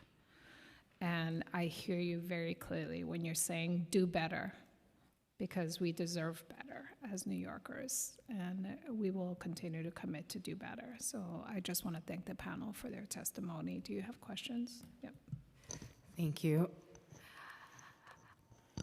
I just wanted to say that the antidote to fear is organizing, and each one of you are contributing to that work that city government is failing to or delaying to do, and it just shows the humanity that exists in our city and the ability to make New York what it is. We want people to be safe. We want young people to understand that their peers have their back. The college and high school organizing that I've seen taking place, and this was also happening, I would say, 10 years ago when I was an undergrad at Brooklyn College, really catalyzed how I advocate for my community and for specifically young leaders. And so I just want to thank the Youth Leadership Council, YDSA, Livable Futures. You all have been on the front line for many, many months now to get 214 to the finish line, and trust me, your voices are being heard by the administration, whether they like it or not. They are hearing you loud and clear, and I'll tell you, they are really annoyed. But the great thing is, we're going to keep at it. So thank you. Thank you, Councilmember. And the next panel, we'll have Deborah Lee, Catherine Gonzalez, Scott Foletta, Tanya Matos, Brittany Brown, and Rosa Cohen Cruz. I'll have a question for this panel. Yeah. Again, one more time, Deborah Lee, Catherine Gonzalez, Scott Foletta, Tanya Matos, Brittany Brown, and Rosa Cohen Cruz.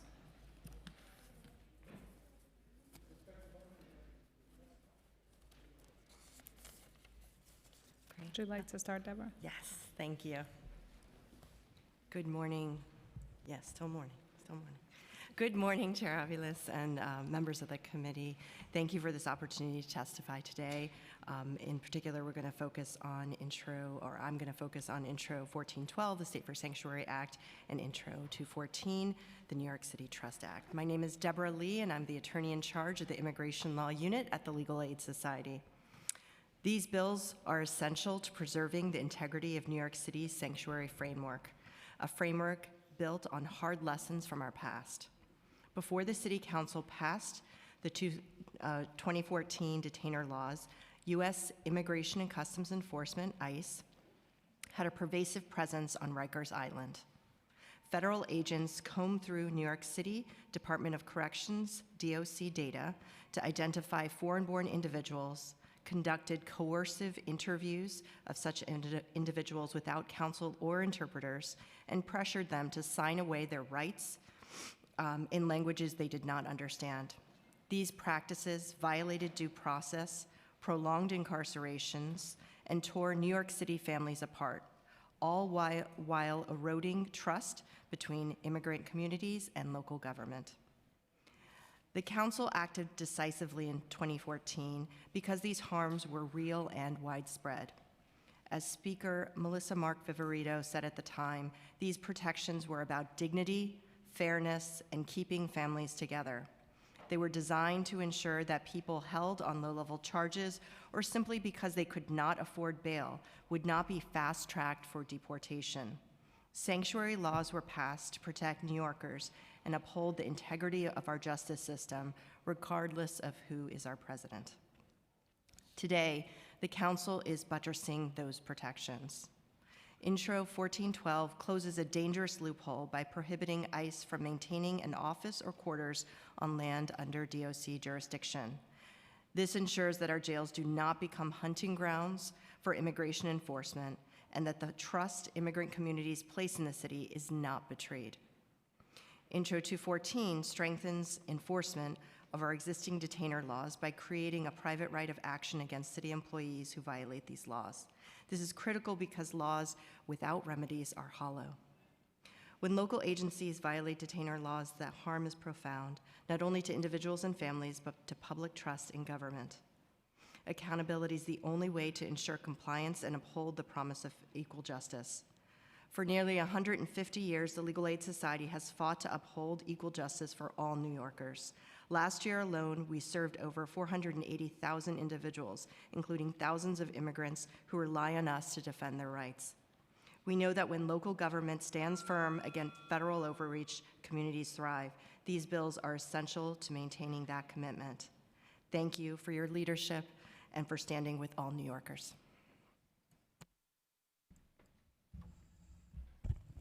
Good morning. My name is Catherine Gonzalez. I am Associate General Counsel at Brooklyn Defender Services. I thank you for this hearing, for introducing these bills that are pending to update and strengthen the laws that we already have in our city.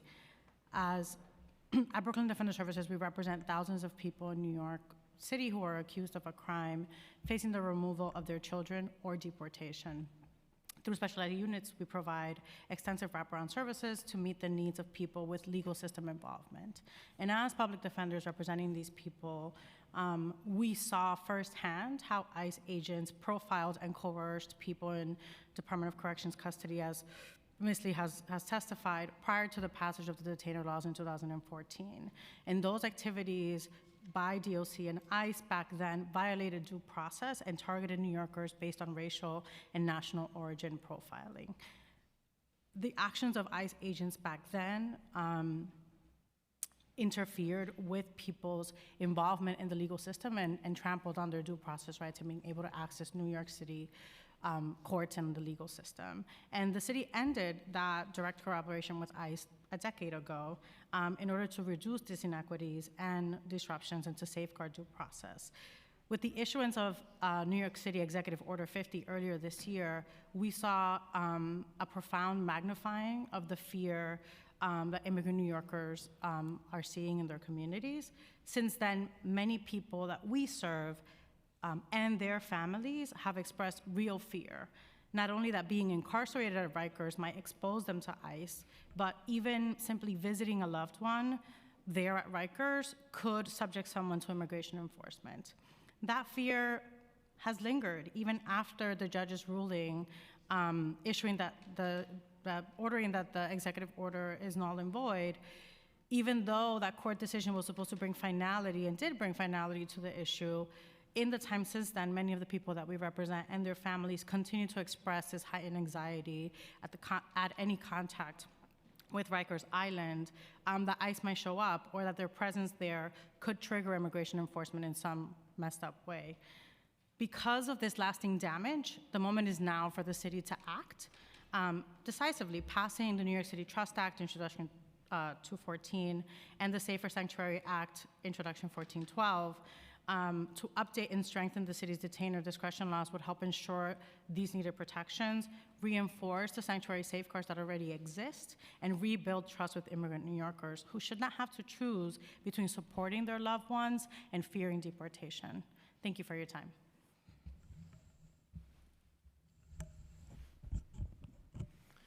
Good morning. My name is Scott Falletta, and I'm the managing attorney for the Immigration Defense Team at the Neighborhood Defender Service of Harlem, a community-based holistic public defender office that has provided high-quality representation to residents of Upper Manhattan who can't afford an attorney for over 30 years.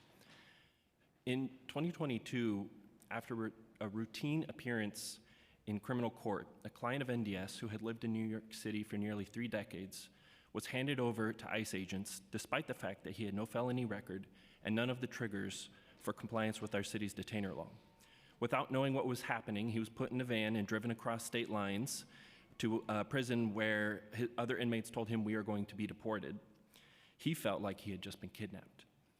Within days of his detention, he started to lose weight because of medical conditions that were not being treated, but it wasn't until he lost 50 pounds that he was hospitalized. He was terrified of the possibility of being deported to Ukraine, a country from which he and his family had fled from persecution decades earlier, and which was now an active war zone. After filing applications, motions, appeals, bond requests, habeas, NDS was finally able to free him, but only after he had spent 18 months of his life in detention. Around the same time, FOIL requests revealed that during the previous Trump administration, employees of city law enforcement agencies had cooperated with ICE deportations, sometimes working behind the backs of defense attorneys to communicate with ICE and facilitate violations of the city's detainer law. When pressed by this council, this committee, about these revelations, representatives of those agencies did not identify any discipline that was carried out or consequences that resulted from those brazen violations of our laws. They simply said that was a different administration, it already happened. Our city's residents can't afford a repeat of this scenario. We can't come back in a year, 2 years, 3 years, finding out belatedly that there have been violations of the detainer law through FOIL requests, and then have these agencies sit here again to shrug and say what's done is done, or not even show up. This council must ensure that there's accountability for violations of our sanctuary laws by passing Intros 214 and 1412. Thank you. Thank you to the Committee on Immigration for holding this public hearing to address the urgent need to protect our immigrant communities in New York City. My name is Brittany Brown. I am the supervising attorney of the Collateral Consequences Unit at New York County Defender Services. The proposed New York City Trust Act legislation would not be addressing a theoretical harm. The most recent example of a violation occurred just last week. On December 1st, 2025, one of our clients was released from DOC custody to ICE custody in clear violation of our city's detainer laws. When we asked DOC Legal about this, they told us that they are legally able to communicate with ICE and that it's safer for ICE to take custody of our client rather than make an arrest on the street. DOC admits there was no judicial warrant for our client. DOC clearly violated city law by handing our client to ICE. When pressed further as to their communication with ICE and any documentation, they told us to submit a FOIL. Another disingenuous statement because a FOIL request requires a signature from the subject of inquiry. And DOC knows, or should know, that when they handed our client over to ICE and ICE swiftly transferred him out of state, he became unreachable. Our client is currently in an immigration detention facility in Virginia without any family, without legal representation, hopelessly awaiting deportation. Our office also reached out to Moya for assistance and received no response. This flagrant violation of the city's detainer law shows how critical the proposed legislation is. Without the New York City Trust Act, our client has no recourse. And without the New York City Trust Act, how will we ever get city employees to follow the law? Thank you.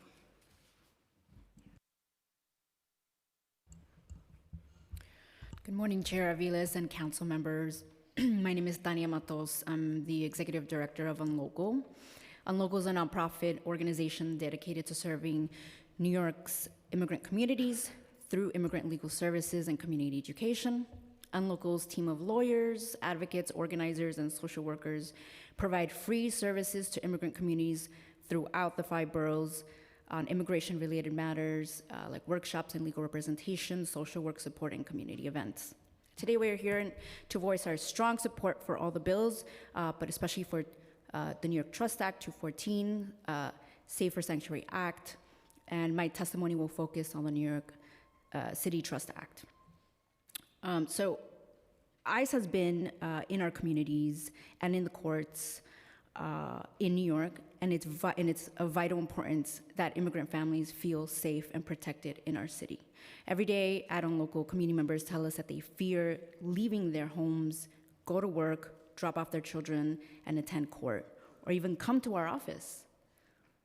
The council must do everything in its power to show immigrant New Yorkers that we remain committed to our promise as a sanctuary city, especially in such dangerous times. The New York City Trust Act will affirm the city's commitment to keep immigrant New Yorkers safe and send a much-needed signal to those living in fear that the New York City Police Department will not collaborate with ICE. And I'm gonna go off a little bit from my testimony, but I read the letter from Moya that was presented. I believe I believe that Moya has to show up when it's hard. They need to hold agencies accountable and work with agencies to follow the law. I see Moya's role is to not follow the common path that they're following on now, but the city to facilitate and defend against each and every arrest and deportation. Because that is what our communities are pleading for right now. That is exactly what they're asking for, is for our city and our leaders to defend themselves, to defend our immigrant communities. So we thank the City Council for your leadership when immigrant New Yorkers need your support the most. Thank you. Hello again. My name is Rosa Cohen Cruz. I'm the Director of Immigration Policy for the Bronx Defenders. For years, our office, along with the other public defenders you see here, have been raising the alarm bells about the violations of sanctuary laws by DOC and NYPD, and we strongly support the Safer Sanctuary Act and the New York City Trust Act and urge their swift passage. ICE's presence on Rikers undermines due process for the people we represent, creates fear and uncertainty for the loved ones of people at Rikers and for the people sitting on Rikers themselves, and is simply unnecessary. Regarding Intro 214, in the February 2023 oversight hearing, we detailed multiple suspicious practices that resulted in our clients going from the custody of New York City law enforcement agencies directly into the jaws of ICE, resulting in loss of liberty, undermining due process, and forcing families to endure trauma and separation. This happened regardless of the level of offense someone had been arrested for, and even in instances where cases had been dismissed, where criminal cases had been dismissed. You've already heard about some of the ways NYPD and DOC have colluded with ICE in violation of our laws, but I'm just going to reiterate a few briefly. I'll start with NYPD. They've worked with ICE on home raids, claiming they are part of joint task forces, but resulting in people being arrested for solely civil immigration enforcement. I did watch the body cam footage of the arrest of our client, Kelvin Servita Arrocha. During that arrest, NYPD and ICE were in an apartment having a chummy conversation while a family and children are sitting on the floor terrified, saying to each other, "Is this guy yours or ours?" Not only dehumanizing the people in front of them, but sending a clear message that their relationship with ICE is more important than their treatment of New Yorkers. In terms of the Department of Corrections, their abuses have continued repeatedly. We've heard about how they allow ICE to walk into cells to take custody without a judicial warrant.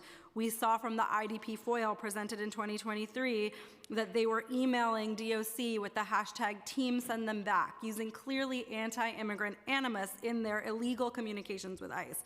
And we've often believed and testified about the fact that DOC does what we call a slow walk of our clients, where they delay administrative processes in order to buy time for ICE to arrive.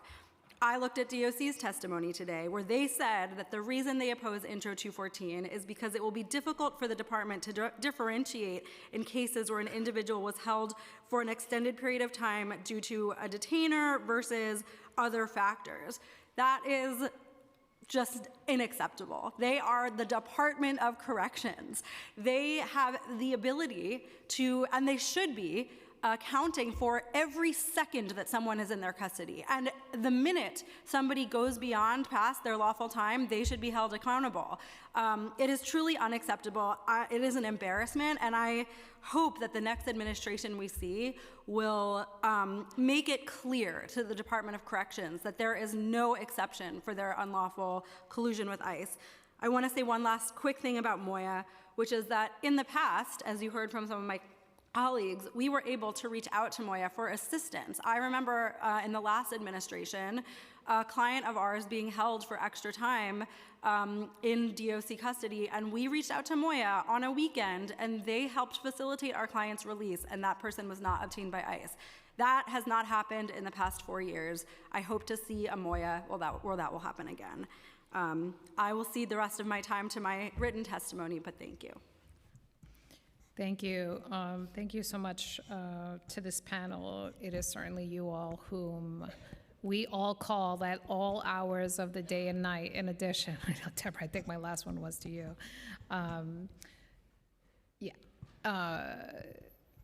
To support our community members. So thank you for, we know your 24-hour job does not start and stop with us because you're getting other calls from other New Yorkers. So I just want to first start by saying thank you.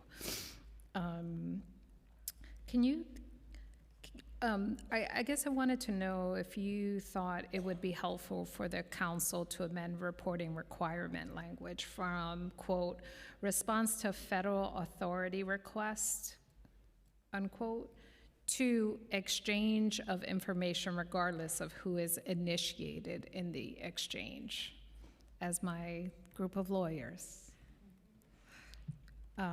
You don't necessarily, if you want to think about that some more, but I think that is an inquiry we want to receive your feedback on. I think that that could be helpful, but I think even more important than that is making it extremely clear that any type of information sharing starts and ends with the exchange of words, not the exchange of bodies. Thank you. I don't know if anyone else wants to add anything or. I will go ahead. Oh, no, go ahead. Yeah, I'd be happy to submit a written. I would like to, maybe confer.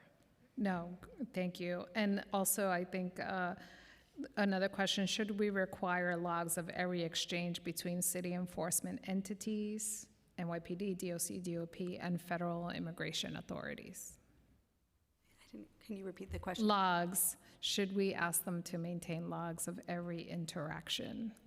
Yes, logs, absolutely. We should. Sorry. I know, it's like a trick, easy question. Clearly, they can't differentiate in their testimony. They need to be accounting. As you noted, which is obscene, truly obscene.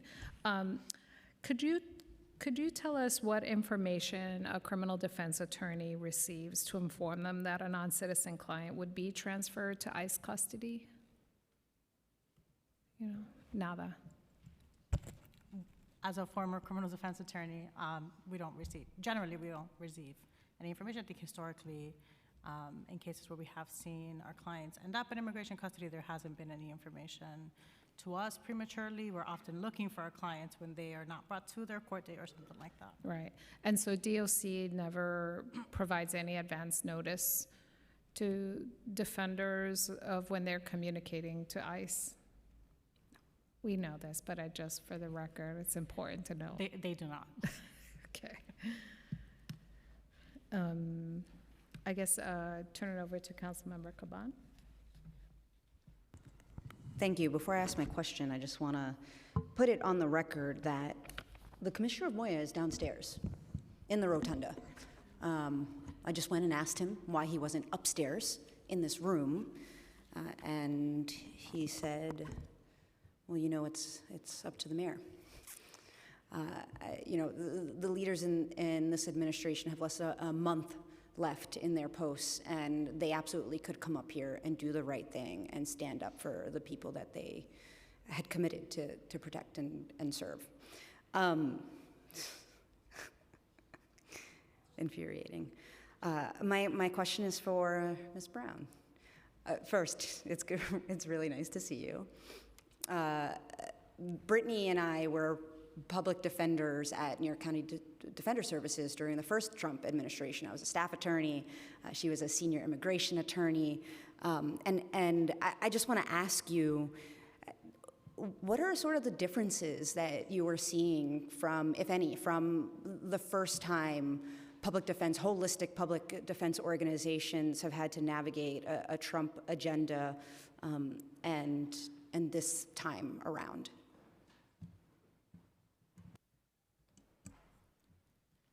I think one of the most striking things is how I would say every client that I interact with expresses fear, expresses uncertainty, and frankly, it's hard for me to provide any comfort or certainty because of the way that this administration is acting, of the chaos and the lack of clarity on why they are targeting certain people. And so I would say that is the most striking thing. And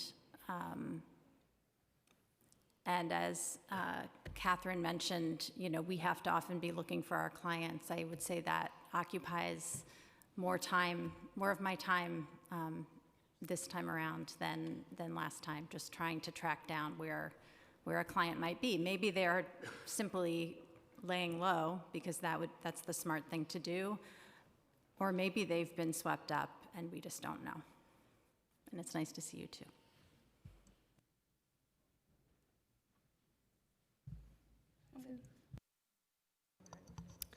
Thank you. So in the 2023 hearing on the detainer laws, DOC testified that ICE had never presented the department with a judicial warrant for clients of yours that have been transferred from DOC to ICE custody, to your knowledge, has there ever been a judicial warrant presented? Not for mine, and it didn't sound like for yours as well, yeah. No. Okay, and then so the current scope of 214 is limited to the NYPD, Department of Corrections, and Department of Probation. We've heard examples of ACS colluding with ICE. Could you all just describe, is this limited scope good to start with?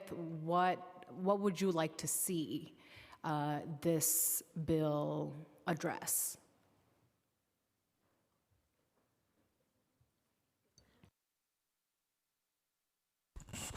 I think certainly including ACS and honestly extending it to all city agencies would be really critical, because as you've heard from everyone today, all the panels, and I'm sure you'll continue to hear, there is widespread fear of engaging with city agencies at every level over because people are afraid that information will be shared with ICE. And in the earlier panel of directed impacted speakers, I can share that the reason that some directly impacted speakers were represented by attorneys or other speakers instead is because this is a government agency and there is fear of attending even something like this. So I think, making it really clear that New York City's laws are not only widespread, but that there will be accountability for all the prohibitions in place against information sharing with ICE is critically important.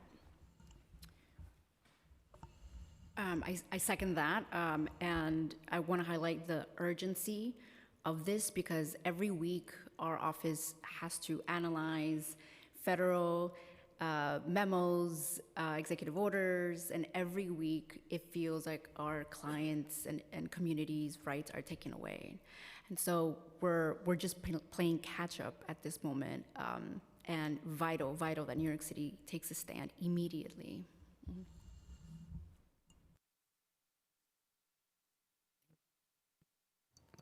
I just completely concur. I think expanding it to all city agencies would be much appreciated, and I think would just put a sort of stake in the ground in terms of sort of where New York City stands.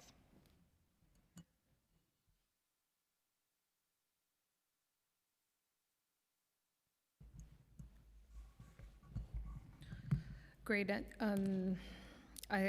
I hope we will continue to put these stakes in the ground and fortify these laws and really demand accountability from the administration in all the ways that we see skirting of laws. So certainly I don't need to encourage it, but because I know you not only will hold us accountable, but continue to submit the real experiences of what is happening on the ground to make sure we close those loopholes. And I think it's important to note data and electronic surveillance is probably one of the biggest challenges that we face, that we need to really begin to look into, and the tech companies that are colluding and ensuring that they evade laws.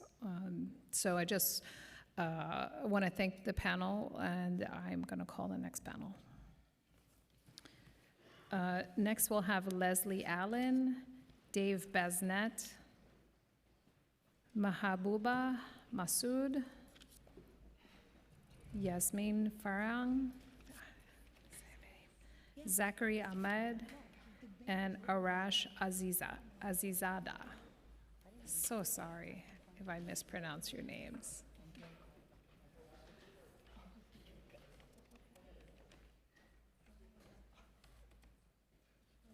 ¿Quién falta?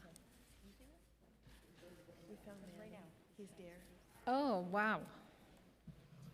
I think we should just close this hearing and go down to the rotunda, because we got the mayor, we got NYPD, we got Moya, well, DCAS. They're all downstairs rather than being here accounting for how they are protecting immigrant New Yorkers. Unbelievable.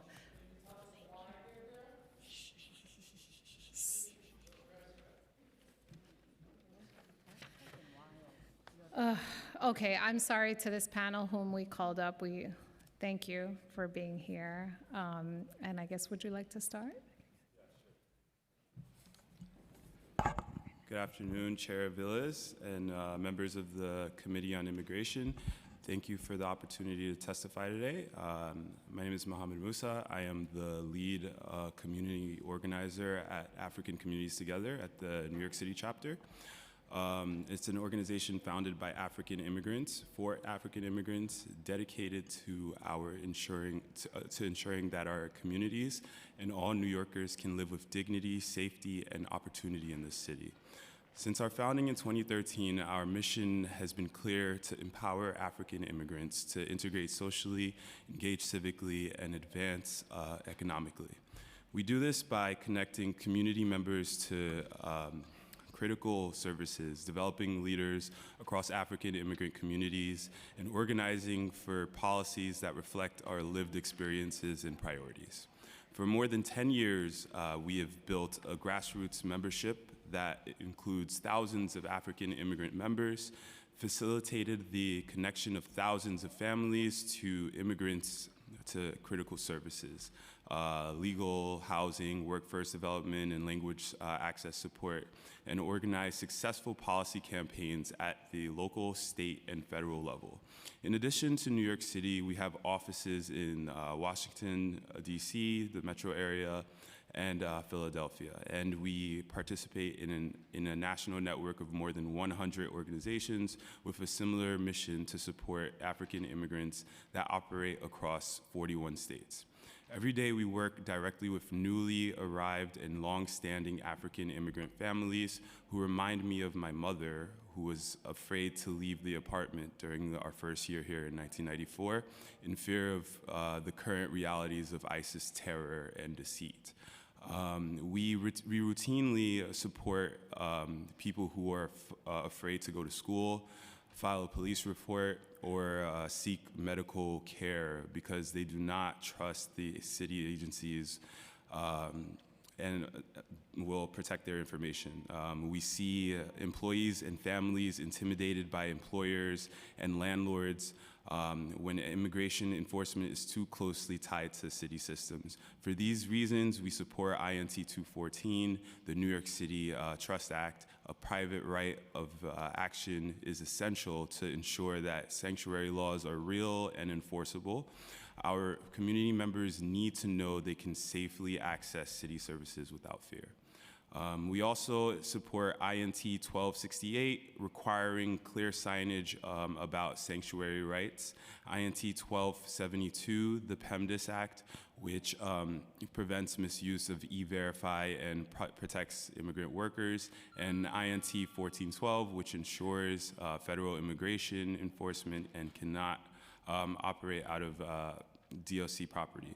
Collectively, these bills strengthen safety, restore trust, and help immigrant families, especially African immigrants, so to fully participate in city life. So thank you for your leadership and for advancing policies that protect all New Yorkers, and thanks for the opportunity. Thank you. And just for the record, you're... Yeah, it's Mohammed Musa. Thank you. Can you tell me your name? Yes, my name is Mahabuba Masood, representing New York Lawyers for the Public Interest. Okay. So I think we may have confused your names. Yeah, it Pardon. sounded like you said mine. All right. We just need for the record to have the panels done properly, so we may check in with you again. Thank All you. Arash, would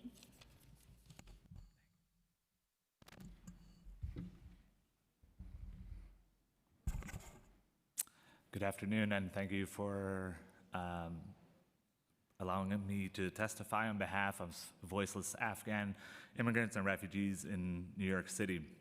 My name is Arash Azizada. I'm the co-director of Afghans for Better Tomorrow.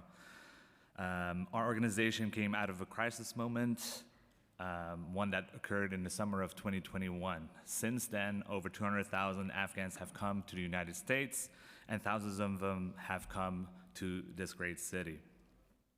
During the migrant crisis of 2023, we started supporting hundreds of Afghans seeking asylum in the city, anticipating a potential Trump administration and a crackdown on Afghans and other immigrants. What we've seen in the past 2 weeks is a scapegoating of the Afghan American and Afghan refugee community. We've seen an administration that is targeting, demonizing, vilifying, and targeting Afghan refugees and immigrants who have newly arrived. Just down the street at Federal Plaza, ICE is targeting and detaining innocent and vulnerable Afghans. Between the press conference this morning and my testimony today, I received 3 more phone calls from our community members who've been called in for ICE check-ins and who are anticipating either detention or continued surveillance by ICE and immigration enforcement. I will remind also that the conditions in Afghanistan were co-created by American foreign policy, and there's a great debt that is owed to Afghans. Many of them served alongside US service people. That is not to exceptionalize Afghan, but to say, if this administration in this country wants to get rid of Afghans, who does belong in this country? This policy of targeting Afghans is not just a betrayal of promises made to us. It's a policy rooted in Islamophobia and bigotry. This is an attempt to get rid of Black and brown immigrants. We encourage the enforcement of existing sanctuary laws and passage of all 4 bills. With proper enforcement, the dignity of Afghans and other immigrants can be upheld and respected. Our community lives in deep fear, petrified of what will happen when they go to their ICE check-ins, engage city agencies, come home to their migrant shelters in which they still live, and if they, or they ask me, what if ICE comes to our home? New York City must not just pass these bills to protect our newest New Yorkers. It must show and present a framework to the rest of the country what it means to resist cooperation with the Gestapo-like officers who are breathing down our community's neck. This is the least Afghans and our other immigrant neighbors are owed when they are under attack. Thank you. Thank you to the Committee of Immigration for holding this public hearing to address the urgent need to protect our immigrant communities in New York City. My name is Mahabub Masood, and I'm speaking as part of the Health Justice Program at New York Lawyers for the Public Interest. I'm testifying today from a health justice lens to urge the Council to pass legislation that will uphold the existing laws to protect our non-citizen community members from ICE enforcement. These actions are critical to preserve access to health care for all New Yorkers. When immigrant New Yorkers lack confidence that city agencies and their representatives won't communicate and collude with ICE, they hesitate to access health care. These fears are compounded when ICE shows up in local hospitals. Since January 2025, this fear has only increased. We currently work alongside medical providers who themselves observe that ICE presence in the community has led to increased fear of deportation, not only among undocumented immigrants, but also among their US citizen children and network of families and friends.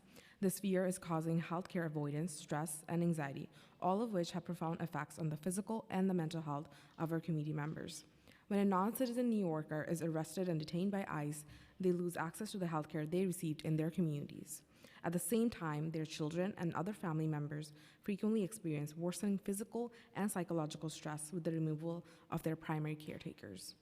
Many New York City residents detained by ICE are currently held at Orange County Jail in Goshen, New York. We have been working with our medical provider network, who review medical records of individuals detained by ICE to assess the adequacy of their health care and the health risks detained that individuals face. We have documented years of medical persistent neglect at this facility, including lack of care for chronic conditions, a lack of medication access, a lack of follow-up care, and improper management of medical conditions. Many individuals enter detention with medical issues that require regular treatment, but ICE has constantly neglected its basic health needs. People report that medication that they were taking when they enter detention, often for years to decades, is discontinued or altered once they're detained. This intentional harm towards detained individuals can result in severe health consequences, including death. Tragically, worsening health outcomes, including preventable deaths due to inadequate medical care, are not the exceptional occurrences. They're the standard practice in ICE detention centers. It is now more important than ever for the Council to act to rebuild the bridge of trust between immigrant communities and New York City. To protect our communities and their health, we urge the Council to pass the New York City Trust Act and Intro 1412 to safeguard New York immigrant community workers and preserve their access to health care. Thank you. Good morning, members of the council. My name is Leslie Allen, pronouns she, hers, and I serve as the Director of Legal Services at the New York City Anti-Violence Project, where we work every day with LGBTQ and HIV-affected immigrant survivors of violence who are disproportionately targeted by federal immigration enforcement. New York City is and has always been an immigrant city. For decades, the council has stood behind strong sanctuary protections because our safety depends on the ability of all New Yorkers, regardless of immigration status, to move through this city without fear that local agencies will funnel them into the hands of ICE. Those protections are not abstract. They determine whether a survivor calls 911, whether a person living with HIV seeks out medical care they need to thrive, and whether a person feels safe accessing emergency shelter while experiencing domestic violence. Right now, the federal administration is escalating violent attacks on immigrant New Yorkers and directly threatening the queer and trans communities AVP serves. We are seeing increased misinformation, intimidation, and growing fear across our client base that city systems will not protect them. We need our sanctuary laws to be given teeth, enforced with real mechanisms for accountability. That is why AVP strongly supports the NYC Trust Act. Too many of our clients have been harmed because the NYPD, DOC, or DOP ignored or misinterpreted our detainer laws. When that happens, a survivor loses far more than trust. They can lose their family, their housing, and their only source of safety. A private right of action is essential. It creates consequences for unlawful collusion with ICE and gives survivors a path to seek justice. We urge the passage of the Safer Sanctuary Act. ICE should never have an office in the DOC property. Allowing federal immigration enforcement to embed itself in city jails is a direct threat due to process, to safety, and to the council's own decade-long promise to keep our systems separate from federal deportation machinery. AVP also supports Intro 1268 to ensure clear and accessible signage so New Yorkers understand their rights when approached by federal authorities. Survivors deserve to know what protections exist before they are in crisis. And finally, AVP supports Intro 1272. We hear regularly from workers, especially trans and gender nonconforming workers, who are sidelined and intimidated by employers misusing E-Verify. Setting a lawful order of operations is a basic safeguard against discrimination. On behalf of AVP and the survivors we serve, I urge the council to pass all 4 measures. Thank you for your leadership and the opportunity to testify today.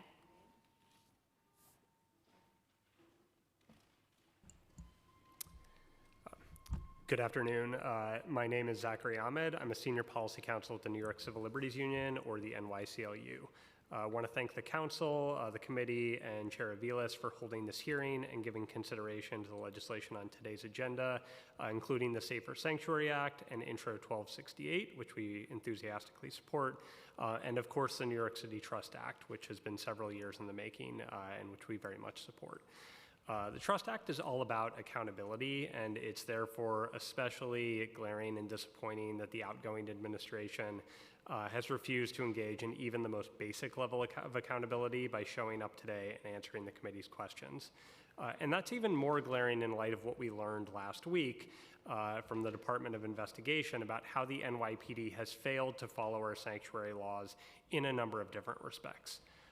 As you know, last week the DOI released the findings of an investigation into the NYPD's compliance or lack thereof with various city sanctuary laws, which was undertaken at the request of this current council speaker. And whatever the DOI might have said about the NYPD's diligence and follow through on addressing the issues they found, the findings themselves are quite troubling. The DOI identified at least one instance of clear collusion that it believed was a violation out of the handful of examples that it looked at, but it also illustrated how the federal government is using various different agencies and law enforcement entities and the pretext of criminal investigations to entangle the NYPD into helping detain people for ICE under the premise that they are in fact needing assistance for criminal investigations. What's more, the report found something that many of us have long believed to be the case, which is that the NYPD is not accurately tracking or reporting on how often it receives and how it responds to requests for ICE assistance, as it's required to by local law 228. And that is not merely a dry bureaucratic issue. The lack of adequate reporting really makes it impossible to know how much collusion might be happening beyond the few examples that might get flagged and raised up for review. This is something we've testified to before. As you know, advocates are regularly identifying instances on the ground in which they believe that it appears that the NYPD and ICE might be in collaboration, and the fact that, or the documented failure to track and report on the requests for assistance really makes it hard to dig down and know exactly what's going on in those instances. All of this ties back directly to the legislation on today's agenda. First, of course, we need the Trust Act so our city sanctuary laws have teeth and provide a real deterrent against noncompliance in the first place. And we also need the Safer Sanctuary Act, which, in addition to keeping ICE off Rikers for good, would also broaden our definitions of immigration enforcement and immigration authorities under the law to better reflect how this administration is weaponizing agencies beyond just ICE and CBP to aid immigration enforcement and is using criminal law enforcement as a proxy for civil immigration enforcement. We did submit longer written testimony. I'll yield the rest of my time. Thank you again.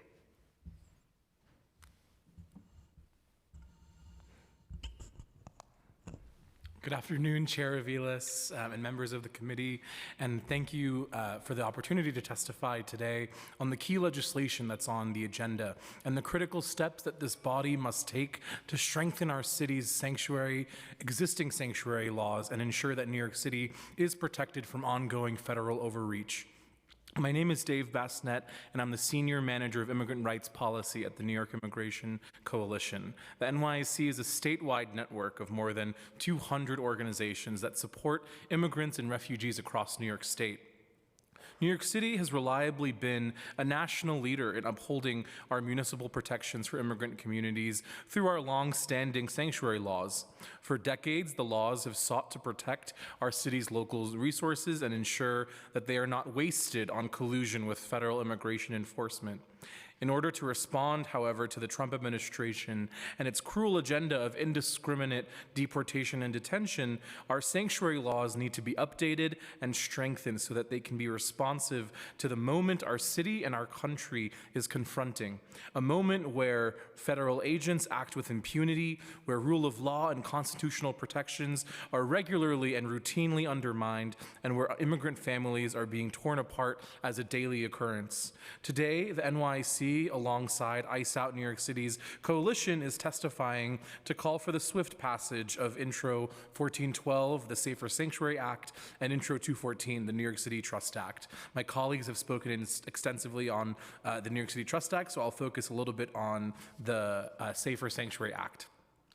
The Safer Sanctuary Act comes at a time when New York State Supreme Court upheld what was accomplished by advocates in the council more than a decade ago, unequivocally rejecting ICE presence at Rikers Island. Mayor Eric Adams' attempts at restoring ICE presence at Rikers Island with Executive Order 50 stood in complete violation of our city's sanctuary protections. And ultimately, the action was invalidated by our courts, and New Yorkers were once again protected from federal government's overreach in our city, even if city officials tried to circumvent our city laws by opening a backdoor to collusion. We call on the council to pass the Safer Sanctuary Act to permanently prevent ICE from maintaining any quarters on the Department of Corrections property. Intro 1412 would remove the ambiguity that allowed Mayor Adams to act with impunity in the first place and would revise how immigration authorities are defined to reflect the broad ways in which federal entities are being weaponized to enforce immigration law. Drawing on the previous large-scale immigration raid and attempted raid at Canal Street in downtown Manhattan as an example, the federal agents present to conduct immigration enforcement included agents from ICE, HSI, FBI, ATS, CBP, and as well as the IRS and DEA and much more. The tactics and strategies of federal immigration enforcement are changing, and more federal resources are being diverted to aid the Trump administration's mass deportation plan. The administration has also diverted critical resources typically used for national security and emergency and disaster response to facilitate the expansion of deportation agents. To ensure that sanctuary laws are evolving at the pace that the Trump administration's tactics are, we need the Safer Sanctuary Act to expand the definitions currently written into our laws to ensure that we're fully protecting New Yorkers. The Council must urgently pass the Safer Sanctuary Act and the New York City Trust Act to create a private right of action for New Yorkers that are harmed by the collusion. The recent DOI report, which found the NYPD violated our city's sanctuary laws in at least one instance, is indicative of the necessity for tangible accountability and justice for New Yorkers. In the face of thousands of new immigration agents, billions of dollars of federal funding, we need to pass laws that strengthen the existing protections and create accountability for our city's sanctuary laws so that we protect our immigrant communities from the federal government's overreach and ensure safety and well-being of every New Yorker. Thank you. Thank you so much to this panel. Thank you for noting, I think others who testified also noted the DOI investigation and the importance of lifting up not only the need for the data to be able to track and truly understand the scale and scope, but also of all the other failures and weaknesses that the report outlined, that we should all be demanding very swift response and correction to, because it is clearly noted in that report. So thank you to this panel, and I will call the next panel. Thank you. Oh, and I'd like to acknowledge we've been joined by Councilmember Julie Wan.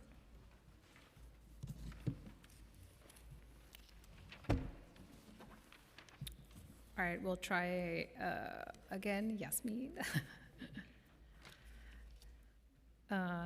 Tesserin Lama, Wei Ying Yang or Joyce,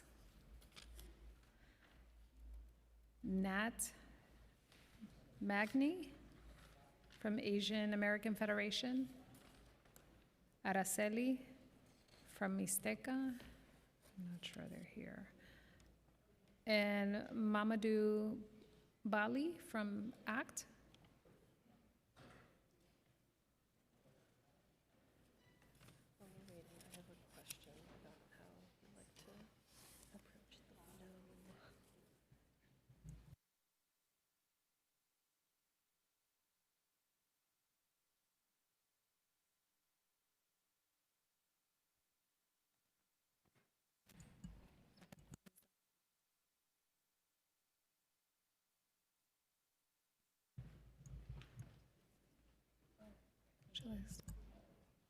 Good?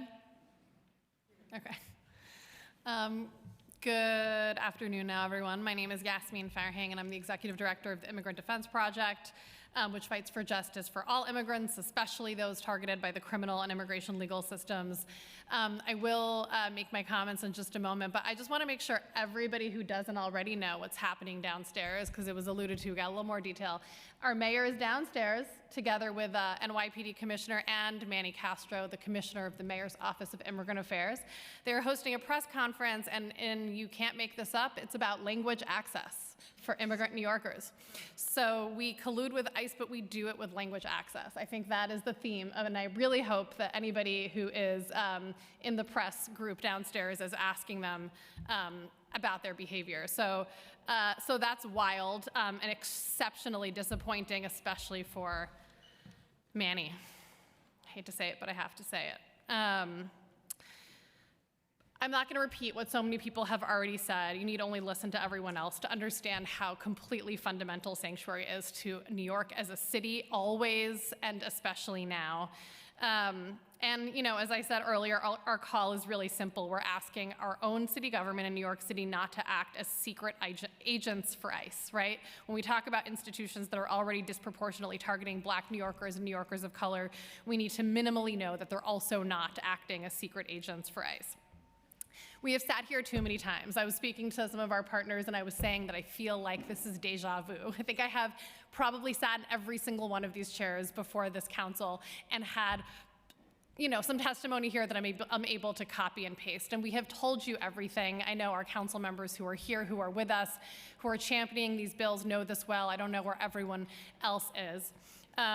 Because I think it is notable to say that we are missing not just our administration, but some of our fellow council members as well. And I don't really know what else could be more important a year into the Trump administration when the council hasn't passed a piece of legislation that actively addresses ICE policing. But One thing I just want to stress for the record and make sure it's clear for the record, and this has been alluded to, is that, violations, we have celebrated our laws. Many of us fought for the laws that we passed a decade ago, and we're proud of those laws. But those laws are only as powerful as they are consistently upheld.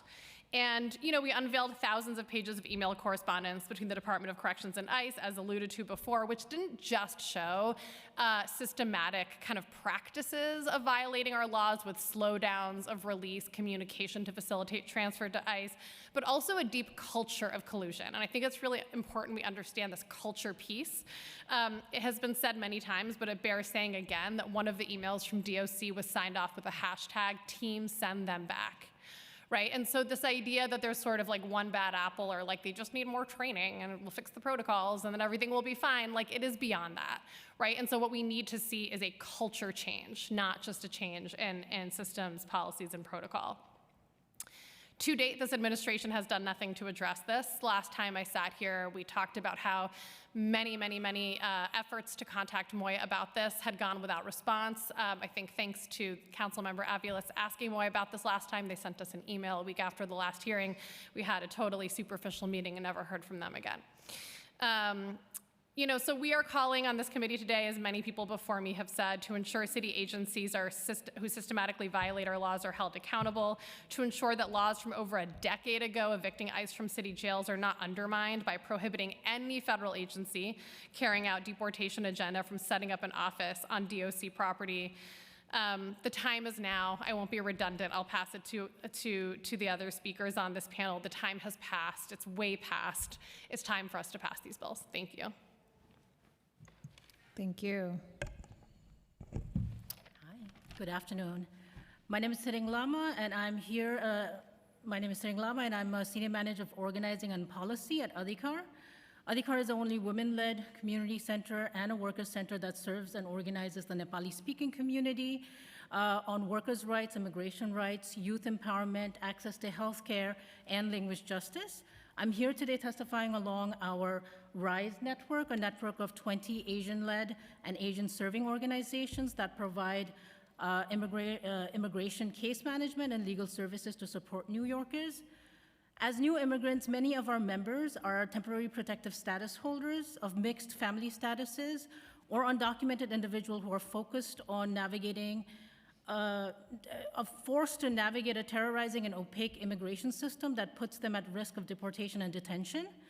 Our work in advancing immigration justice responds directly to these challenges.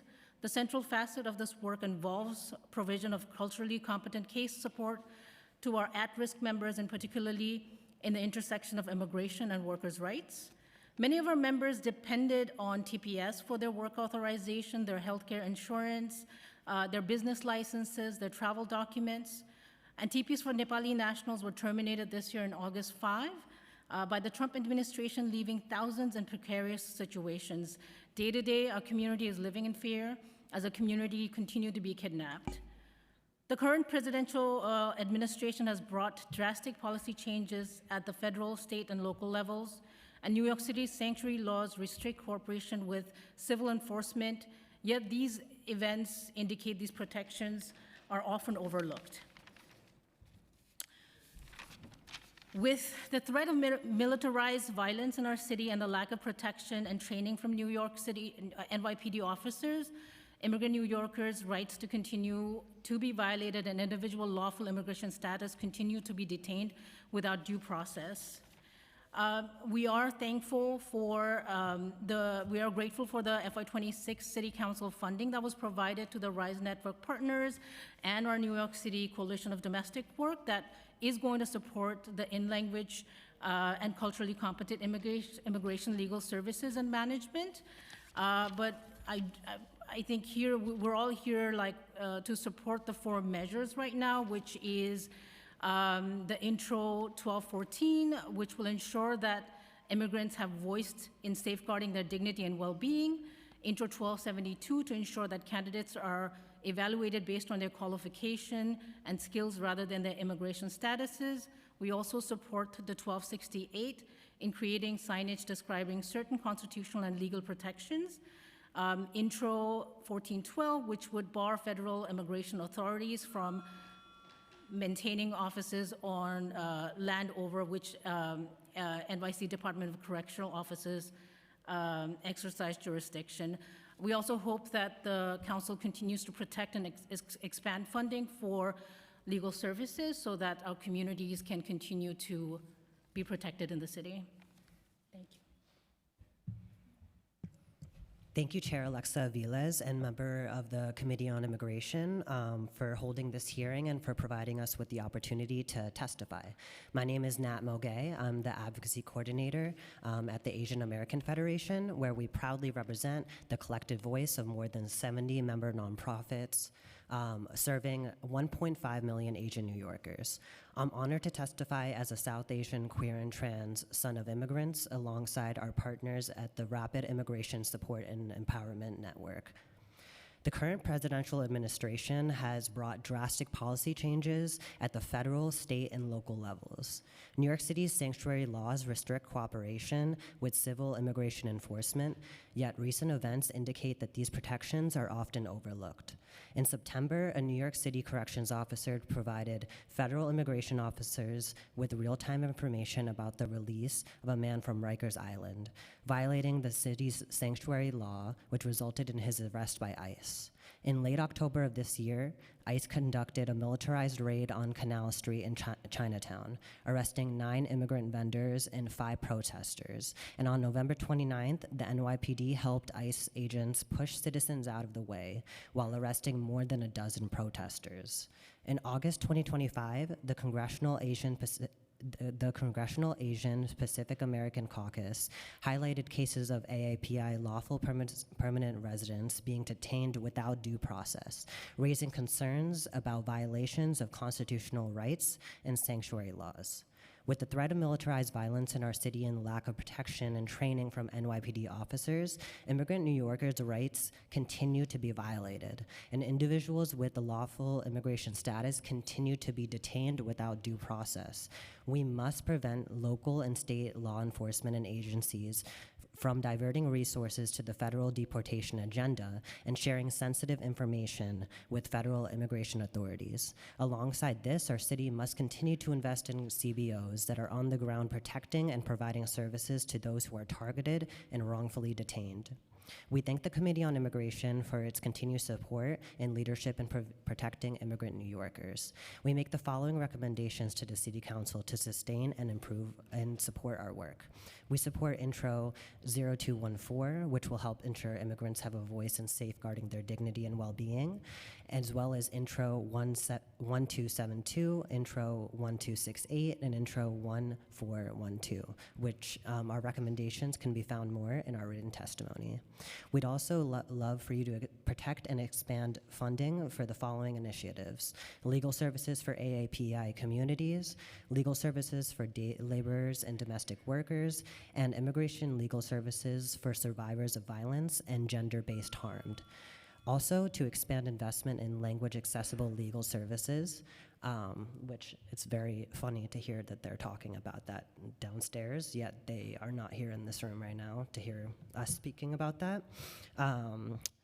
Continue to support AAF's coordination of the Immigration Rapid Response Network, prioritize supporting small and mid-sized CBOs serving emerging immigrant communities, and to prioritize addressing contracting issues that pose barriers for CBOs to promptly receive funding to deliver crucial services. Thank you so much for allowing us to testify, and we look forward to working with you to make sure our immigrant communities get the support that they deserve. If you have any questions, I could be contacted at nat.mogay@aafederation.org.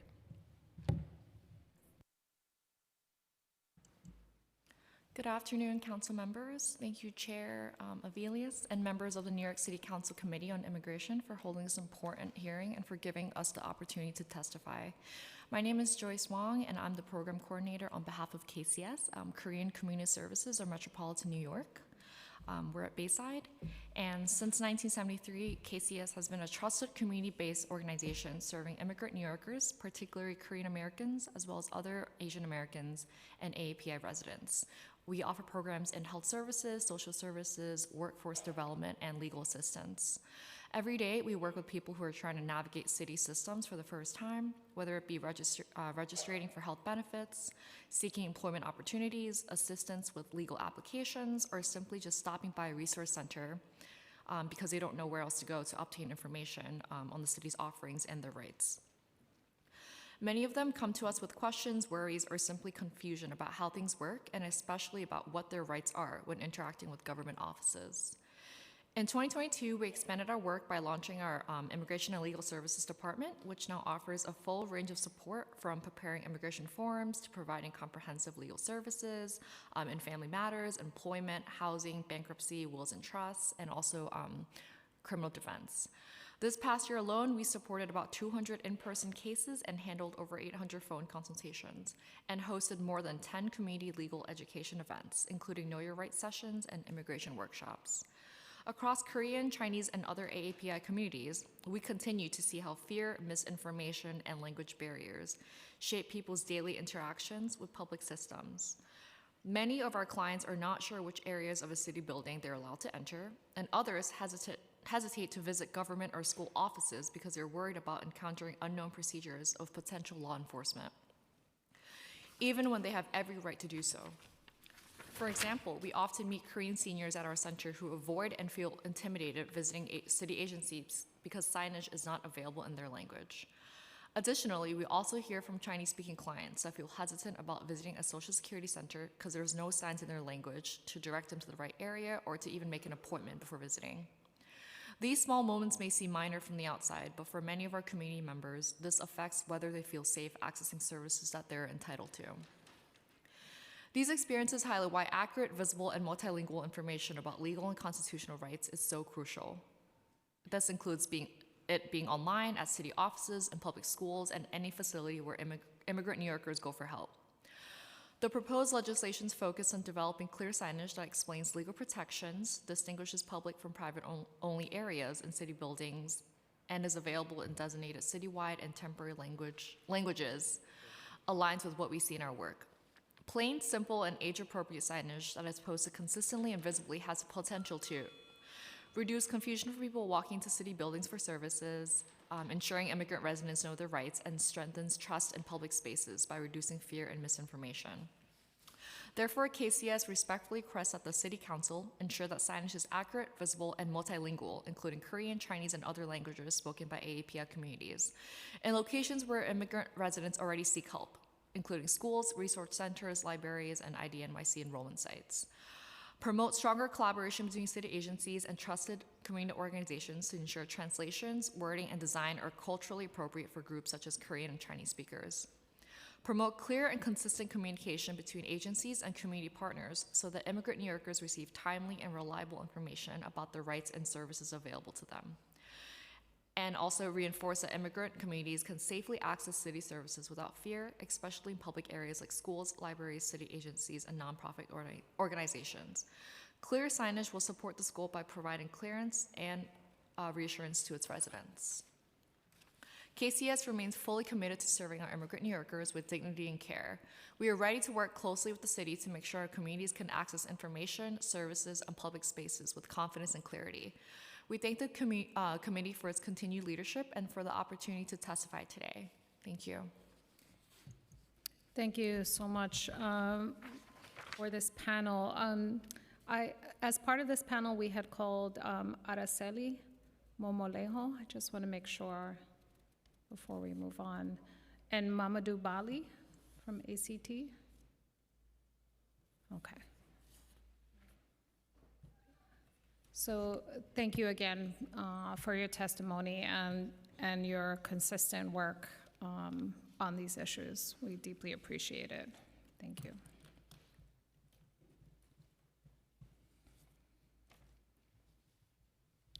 So next we have Manuel Castro, who's here in his personal capacity.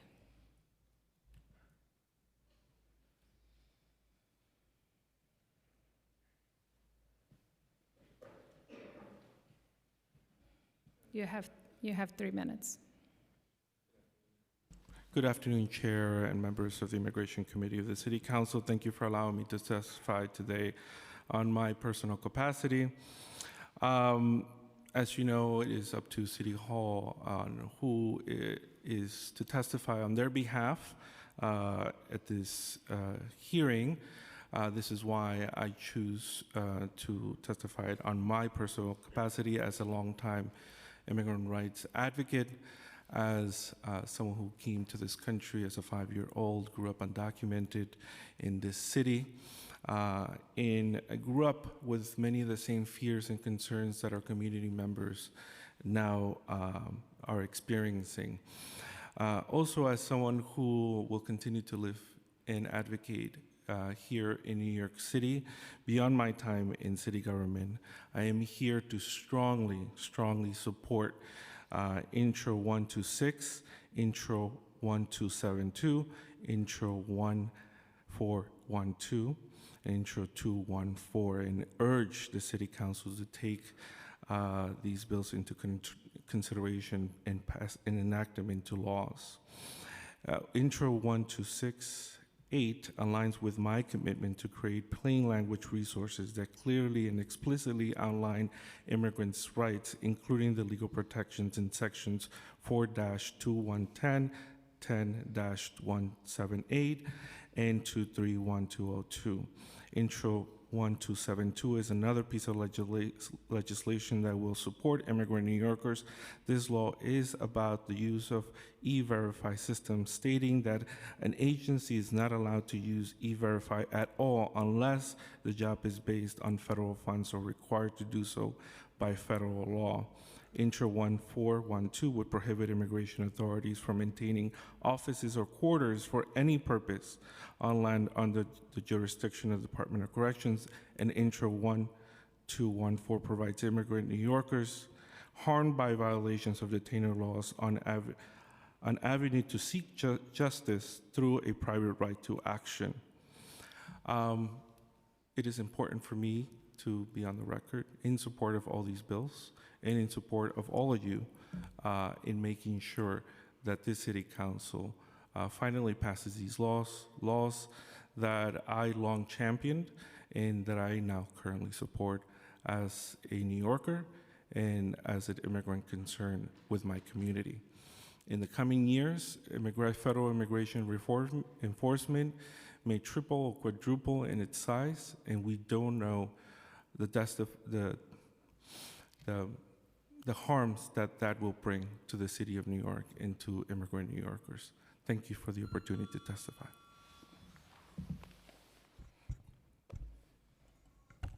May I? Yes, please. Thank you.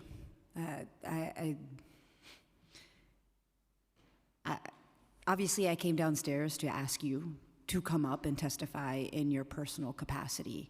This is incredibly important. We're up here doing our jobs. It is a disgusting shame that the mayor is not doing his. And I am glad that you are at least here right now testifying in your personal capacity in support of these bills. Thank you.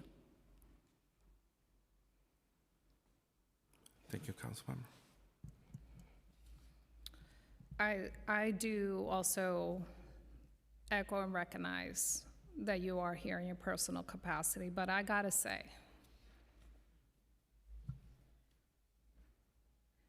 you have chosen to work with an administration who has thrown our communities under the bus over and over and over again.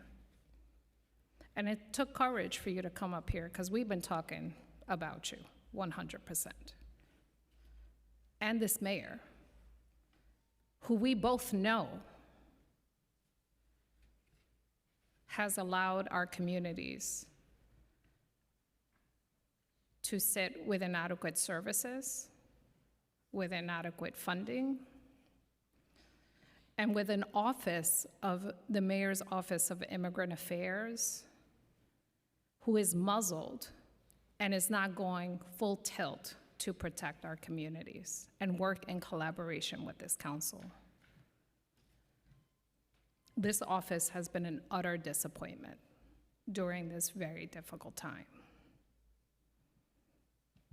And so once again, I thank you for standing up. I don't know how you reconcile watching your boss attack your community and still do the job. I don't know how you do that. I want to thank you for being here personally, but it does not, I'm still highly offended by this behavior. And I think every New Yorker is going to be offended and will remember what this office was like during this time. Thank you. Next, we're going to call the panel. Is this?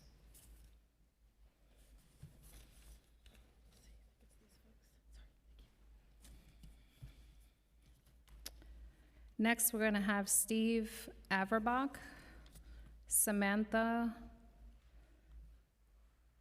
from Common Cause, Mohammed Razvi, Reverend Chloe Breyer, Alejandro Grajales, and Chukri Khadija from the Council of People's Organizations. Yes, COPA, yes. That was crazy. I'm sorry.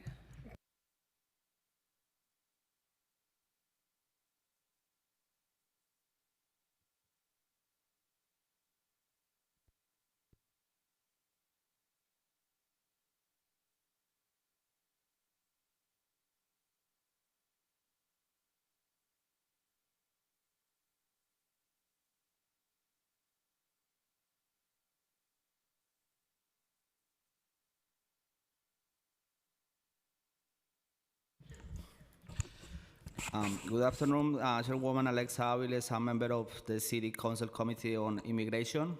My name is Alejandro Grajales, and I am a workers' rights organizer and caseworker at Workers' Justice Project. We represent thousands of immigrant workers across New York City, including over 80,000 app-based delivery workers who keep this city moving every day. Right now, immigrant communities are facing serious attacks. ICE is doing violent raids in many neighborhoods, taking workers while they are simply doing their jobs. Street vendors, delivery workers, nannies, construction workers, and more. These actions create fear, break trust, and put entire families and community at risk. Immigrant workers are the heart of New York City. When workers are scared to go to work because they might be targeted by ICE, the whole city suffers. An attack on immigrant workers is an attack on every New Yorker. This is why we need stronger protections. We urge the City Council to pass Intro 214, 1268, 1272, and 1412. These bills will help make immigrant communities safer from federal raids, make sure people know their rights, and hold city agencies accountable if those rights are violated. We also ask you to pass Intro 1332, which protects app delivery workers from unfair deactivations. No workers should have to choose between staying safe during an ICE raid and keeping their job. New York has always been an immigrant city. Without immigrant workers, there is no New York City. Workers' Justice Project, thank you for your support. And we strongly encourage you to pass these protections so our communities and our city can stay safe and strong. Thank you. Thank you. Many thanks to you, Chair Aviles, and for the whole City Council committee here. And I wanted just to, my name is the Reverend Chloe Breyer. I'm Executive Director at the Interfaith Center of New York, an Episcopal priest, and just here today on behalf of the Interfaith Center and also the Episcopal Diocese of New York, in whom I serve as clergy at St. Edward the Martyr in East Harlem. So since we saw a whole new wave of asylum seekers coming, I think that's for yours, not mine. Okay, good. We have joined so many other and sought to resource through 30 re-grants to faith and community partners welcoming new New Yorkers. Much of that was in thanks to City Council for those resources, which we greatly appreciate. The Episcopal Diocese of New York joins us in thanking the Council for helping to meet this moment. So since President Trump came into office in January, the resources that our grassroots coalition spent on welcoming new New Yorkers in 2023 and 24 is now being spent on stopping the same families and friends from being deported. Many gains in hard-earned stability have been upended, as we know. Monthly meals put on by East End Temple, Middle Collegiate Church, for example. Families have had to shift their resources to making sure that their children get to school safely. A parish in the Episcopal Diocese works with public school teachers who are paying out of their own pockets for private transport to and from school for students who are otherwise too terrified to attend. We know that asylum support clinics like El Barrio Angels have processed so many asylum applications are now overrun with requests for habeas petitions and bond funding. Also, commissary requests that New Yorkers who are languishing in private detention centers around this country so they can communicate with their families and lawyers. As ICE agents separate our families, tearing parents from children outside of courtrooms, mocking justice in the hallways and sidewalks of buildings where this sacred activity is supposed to be happening, we are in the moment where our sanctuary status as a city is being tested as it never has before.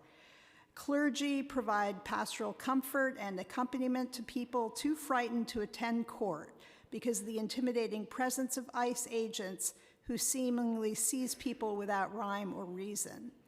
With almost daily assaults on our neighborhoods across the 5 boroughs, New Yorkers must have the confidence that the NYPD and city agencies will continue to protect their rights and not assist those who are violating them.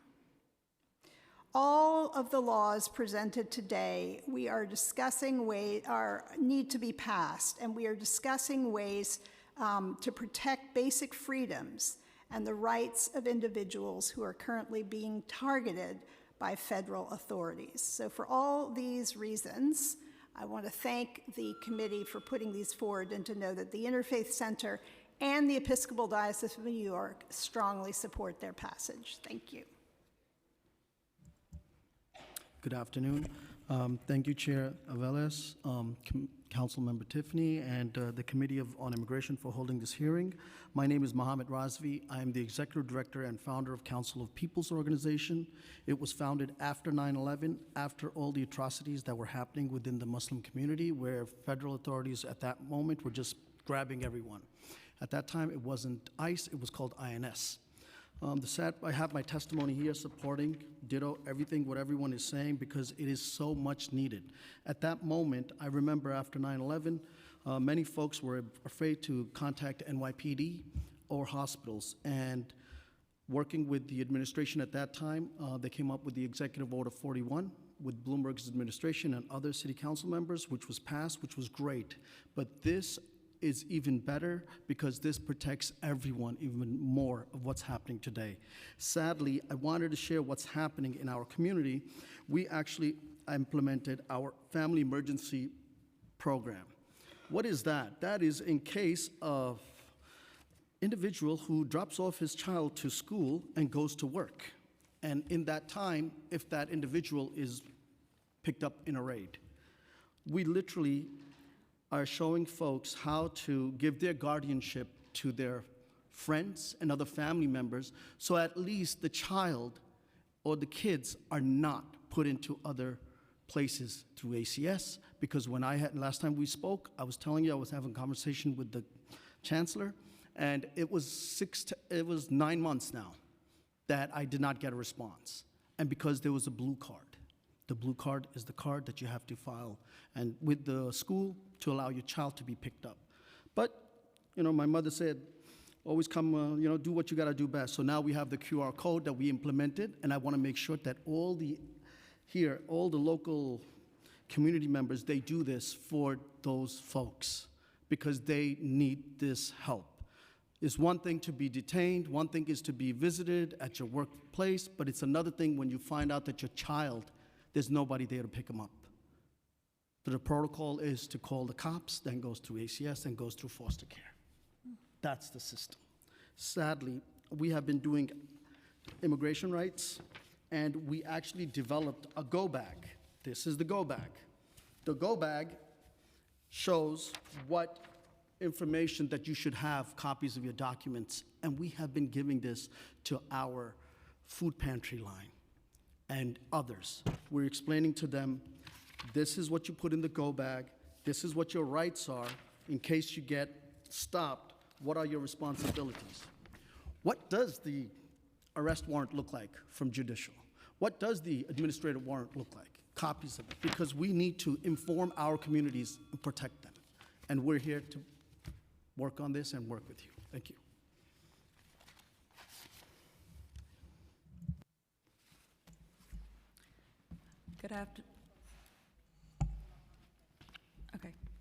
Good afternoon, Chair Aviles and the members of the committee. My name is Samantha Sanchez, and I'm here on behalf of Common Cause New York, a nonpartisan good government organization dedicated to transparency, accountability, and protecting democratic rights.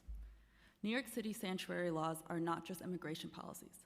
They are democracy protections. They ensure that federal agencies cannot bypass local rules, exploit confusion, or instill fear in communities who rely on public institutions every day. And when people do not know their rights, fear replaces trust. No democracy can function on fear. That is why Intro 1268 is so essential. It strengthens New York City sovereignty by making rights visible, clear, and enforceable in public space, requiring multilingual signage that explains constitutional protections, the limits of federal immigration authority, and the boundaries of non-public areas ensures that New Yorkers, especially immigrant New Yorkers, understand exactly where local control begins and federal power ends. This bill aligns New York City with national best practices.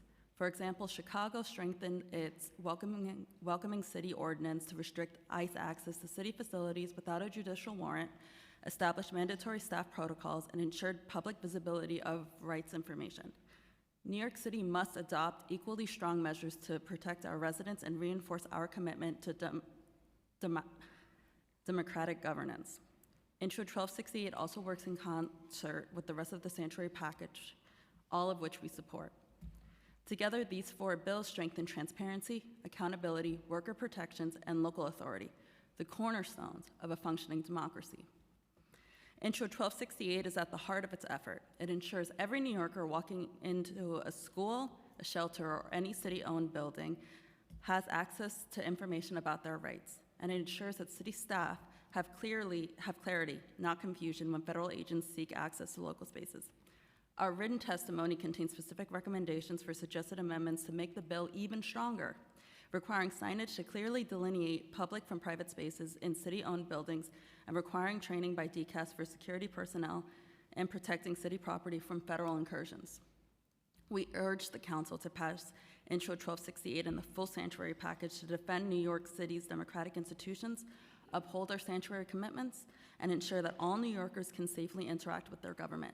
Thank you for the opportunity to testify.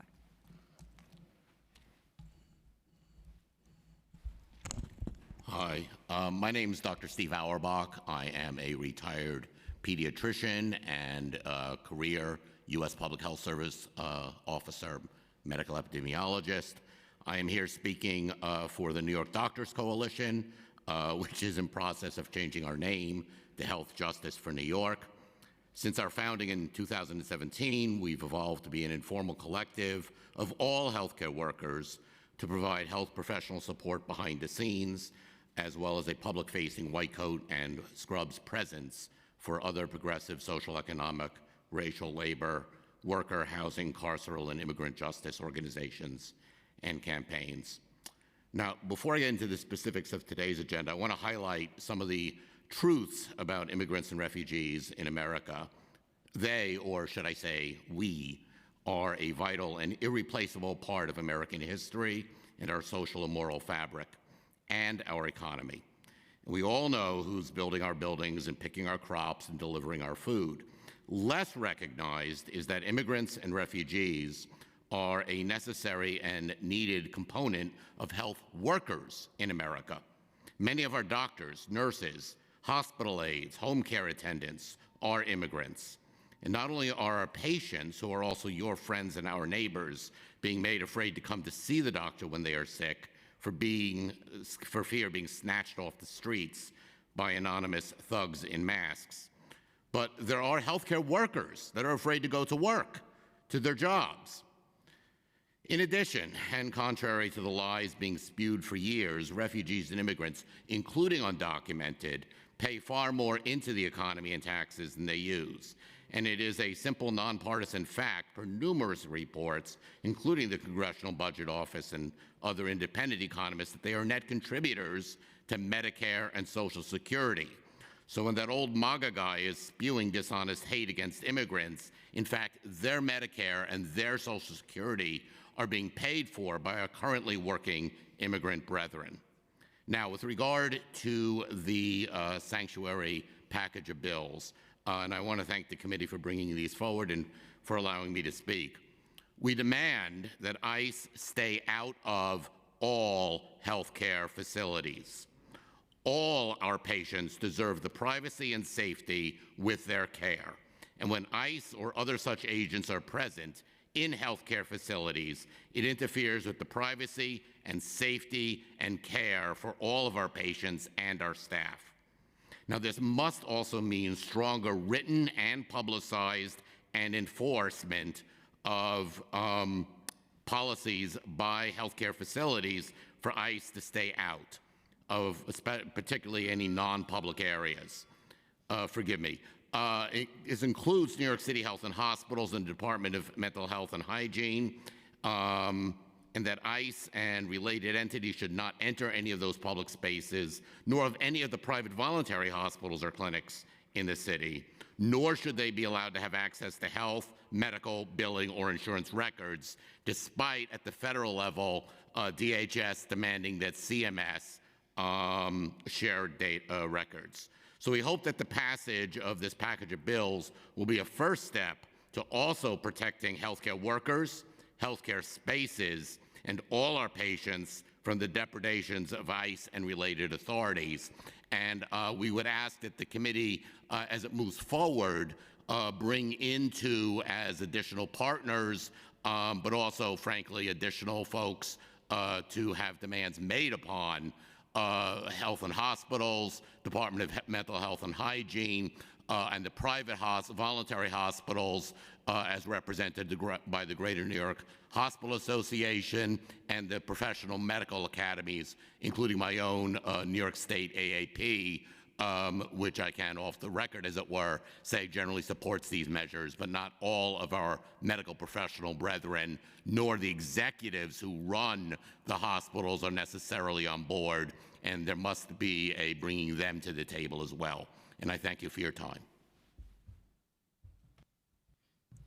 Thank you. Thank you so much, Steve. Thank you for standing with us in the call for justice and representing the white coats, as you call them. But certainly, all of these bills and all of this work is, and what we have been advocating for is fundamentally a different public health approach, and the impacts here are quite significant. So certainly appreciate your testimony and continued advocacy, and certainly call for the health institutions in particular to have a focus on how they too can be part of protecting immigrant New Yorkers, which ultimately protects all New Yorkers.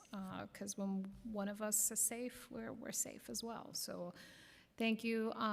Before this panel does dismiss, we had Chukri Khadija. She's gone. Okay. Thank you so much. Thank you for all your work and highlighting certainly the efforts that you are making in community. Thank you.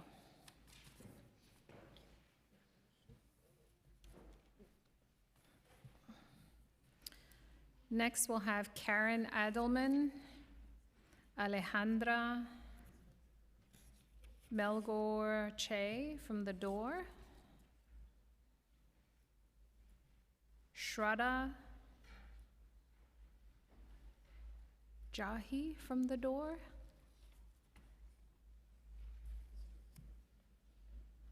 David Moss, Durga Srinivasan from Livable Futures, and Hadia Ali. Again, my apologies if I mispronounce your name. Hadia Ali, Durga, David Moss, Shraddha, Alejandra, and Karen. Okay, great. We'd like to start. Hi, good afternoon. Thank you, Chair Aviles and honorable council members. I'm here to present the testimony of the Corrections and Community Reentry Committee of the New York City Bar Association.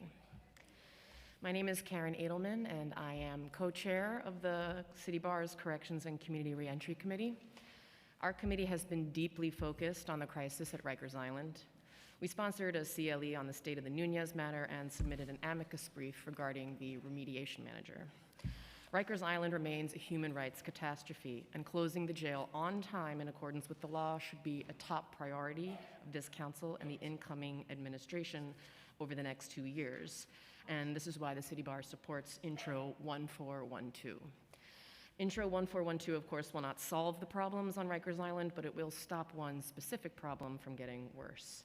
As everyone here knows, and as we have heard much testimony about, since the new federal administration took power, it has vastly expanded immigration enforcement, not only through the warrantless street stops we have seen on the news, but also by expanding the use of so-called mandatory detention in immigration facilities that are just as crowded and unsafe as the jails. A key component of the federal government's agenda is, in fact, to use local law enforcement and local jails as force multipliers of its manpower. Prohibiting ICE from maintaining an office on Rikers Island will slow the federal government's inhumane mass deportation efforts. The Department of Correction has an unfortunate history of cooperation with ICE, as noted by the chair and some other testifying. And this has already impacted your constituents, as just last year the city agreed to a $92.5 million settlement for the individuals held by DOC unlawfully on ICE detainers. The City Bar also supports updating the definition of immigration officer to close any loopholes that the administration may try to use to station officers in jails. And we appreciate that the law would supersede any mayoral executive order. And we applaud the council's successful litigation earlier this year against Mayor Adams' unlawful order. The individuals held at Rikers are already facing serious danger. They do not need to live in further fear that on-site immigration officers will separate them from their communities once they are released. The City Bar supports the necessary protections Intro 1412 will provide. Thank you. Good afternoon, everyone. My name is Alejandra Melgar Che, and I'm a paralegal at the Doors Legal Services Center working with our Detained Minors Project. The Door is a comprehensive youth development organization in New York City that provides services such as healthcare, supportive housing, food, and career development. At the Legal Services Center, we work with many young people who entered the United States as unaccompanied children and are placed in the custody of the Office of Refugee Resettlement, or ORR for short. We support both detained and released youth in their immigration, civil, and criminal proceedings. Over the past several months, we have witnessed a troubling rise in young people we work with being targeted because of their immigration status or lack thereof. ICE has increasingly relied on so-called wellness checks to interrogate released unaccompanied children and their sponsors, resulting in arrests, invasive home inspections, and a sharp increase in redetentions. We have also observed a rise in courthouse arrests and arrests occurring immediately after clients attend their scheduled ICE check-ins. Several DOOR clients have been detained by ICE while fully complying with court requirements or ICE appointments, with some subsequently released while others remain detained in facilities across the country. Furthermore, ORR's new 2025 policies now mandate DNA testing and identity documentation that many undocumented individuals are unable to provide, significantly increasing their risk of interaction with ICE.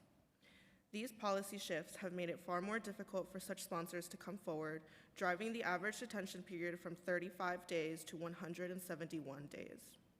I'm currently working with a detained minor whose father lives here in New York State, yet the child has remained in custody for 160 days.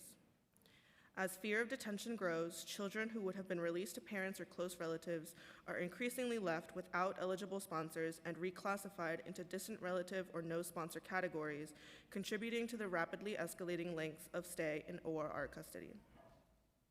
For clients applying for Special Immigrant Juvenile Status, or SIJ, an adult who might otherwise serve as legal guardians for youth have increasingly become afraid to participate in the required family court process. Although a guardian's immigration status does not affect their eligibility, proposed guardians must attend court, testify, undergo background checks, and be fingerprinted, steps that many fear could expose them to ICE enforcement.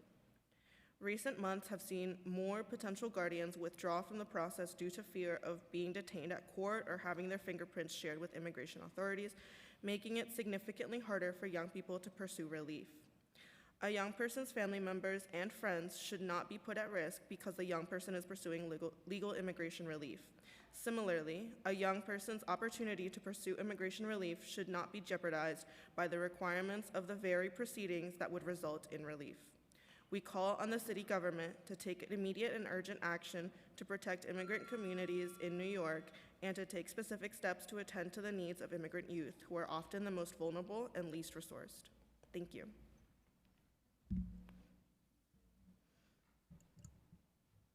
Good afternoon, everyone. My name is Shraddha Joshi, and I'm also a paralegal at The Door working with the Detained Minors Project. We at The Door have seen firsthand the impact of ICE's violent extrajudicial activity on immigrant communities, and particularly youth, who are amongst the most vulnerable people facing the U.S. immigration system. As of November, ICE has sent over 600 children to youth detention centers this year, reaching an unprecedented number.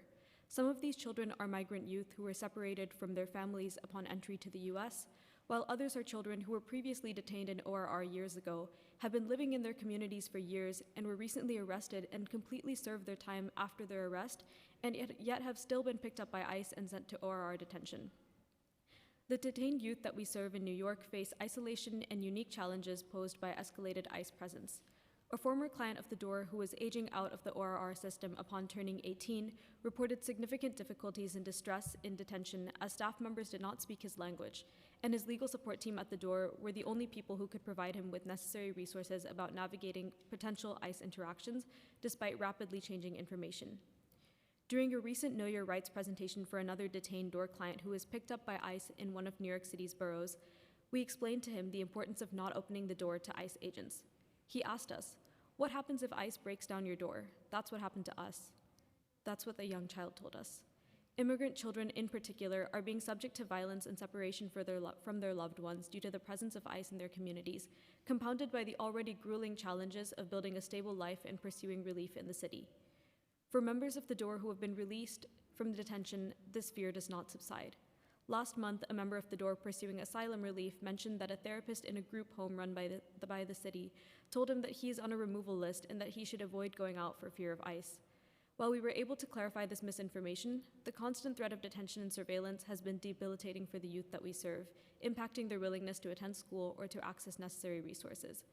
As legal service providers, we strive to do our duty in supporting vulnerable youth. However, the escalated presence of ICE and the devastation, fear, and anxiety that it has created in our neighborhoods has painful impacts on the communities that we serve. We urge the City Council to play its crucial role in protecting New Yorkers from ICE's extrajudicial overreach, holding the NYPD accountable for its role in aiding and abetting ICE's actions, and empowering organizations that provide crucial resources to immigrants and their communities.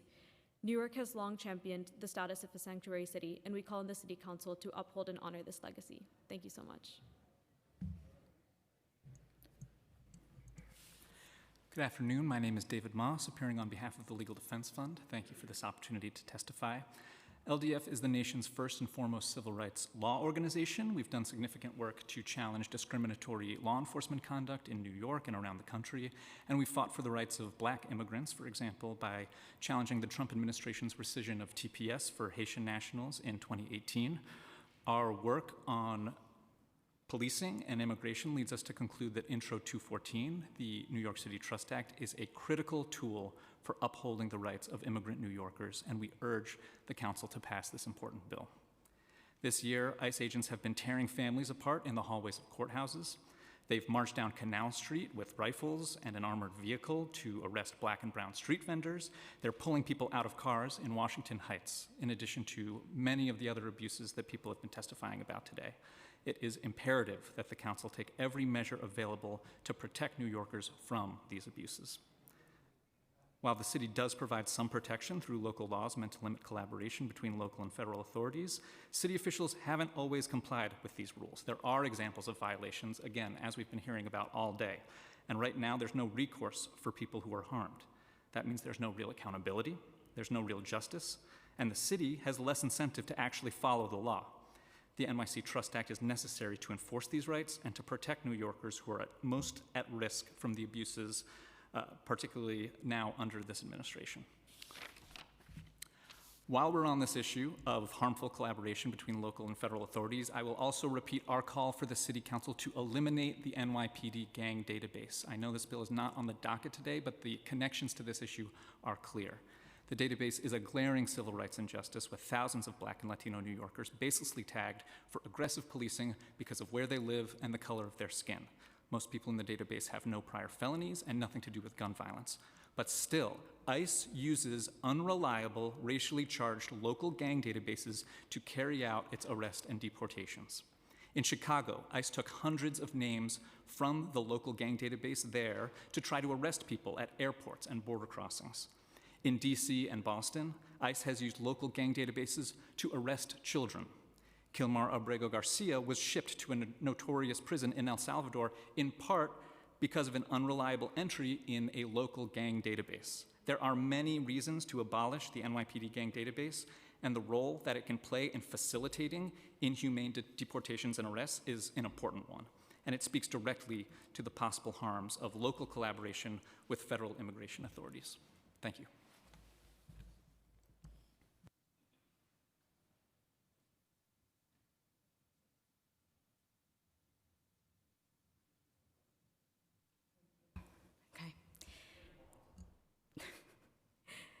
Good afternoon, committee members, and thank you for this opportunity today and for your continued leadership in the realm of immigration. And immigrants like my parents, we all look up to you as leaders. My name is Durga Srinivasan, and I'm born and raised in New York City. I'm here with the Livable Future Package and Equal Planet. So, learning what a sanctuary city meant when I was 5 years old was the moment I fell in love with this city. We would do more for the world than the rest of this country entirely. Then, again and again, I fell in love with this city, from Soka on Roosevelt Avenue to the Buddhist temples around us here in Chinatown. But yet, as a child of immigrants, I have seen people around me getting snatched, getting taken away, and nobody's doing anything about it. The guy downstairs, Mayor Adams, he's doing nothing. In fact, he's empowering them to take our people. And as a child of immigrants, I have to use my privilege, and so many of us have to stand up for people like my parents, immigrants who are vulnerable at this moment. And since last year's presidential election, we have endured fear, exclusion, relentless attacks on our safety and our dignity. And the bills before us today, Intro 214, the Trust Act, Intro 1412, the Safer Sanctuary Act, These are critical steps to secure accountability and rebuild trust with immigrant families like mine.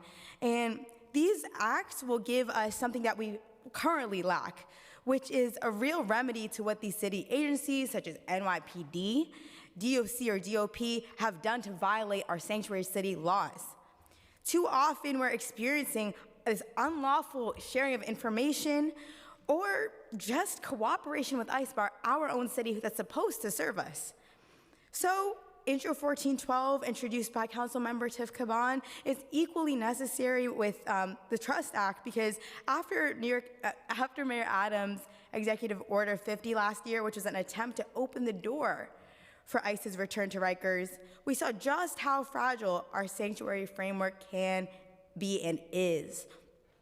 So now, for decades, we have led the nation on forward-thinking sanctuary policies. But leadership means vigilance, updating and enforcing these protections as threats evolved, and protecting immigrants, again, like my family. I urge our council to swiftly pass Intro 214, Intro 1412, and the docket of legislation that we have that can protect immigrants against ICE and their rampant harm to our city. Thank you.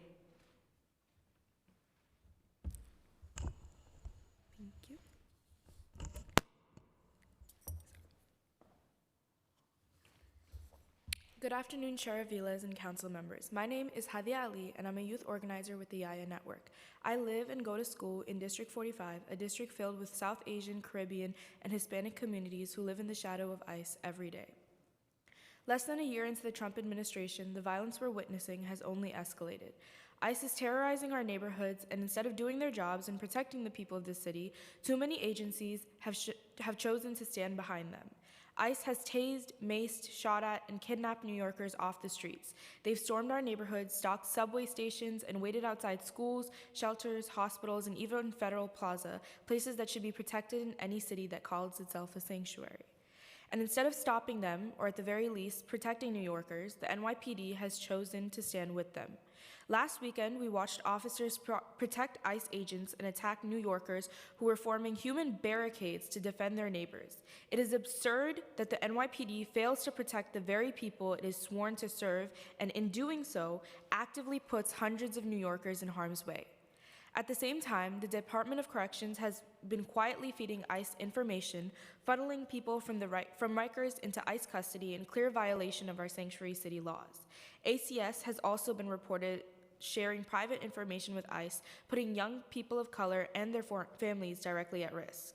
And all of this has happened under a mayoral administration that has been weak, complicit, and uninterested in defending the very sanctuary protections that this city claims to value.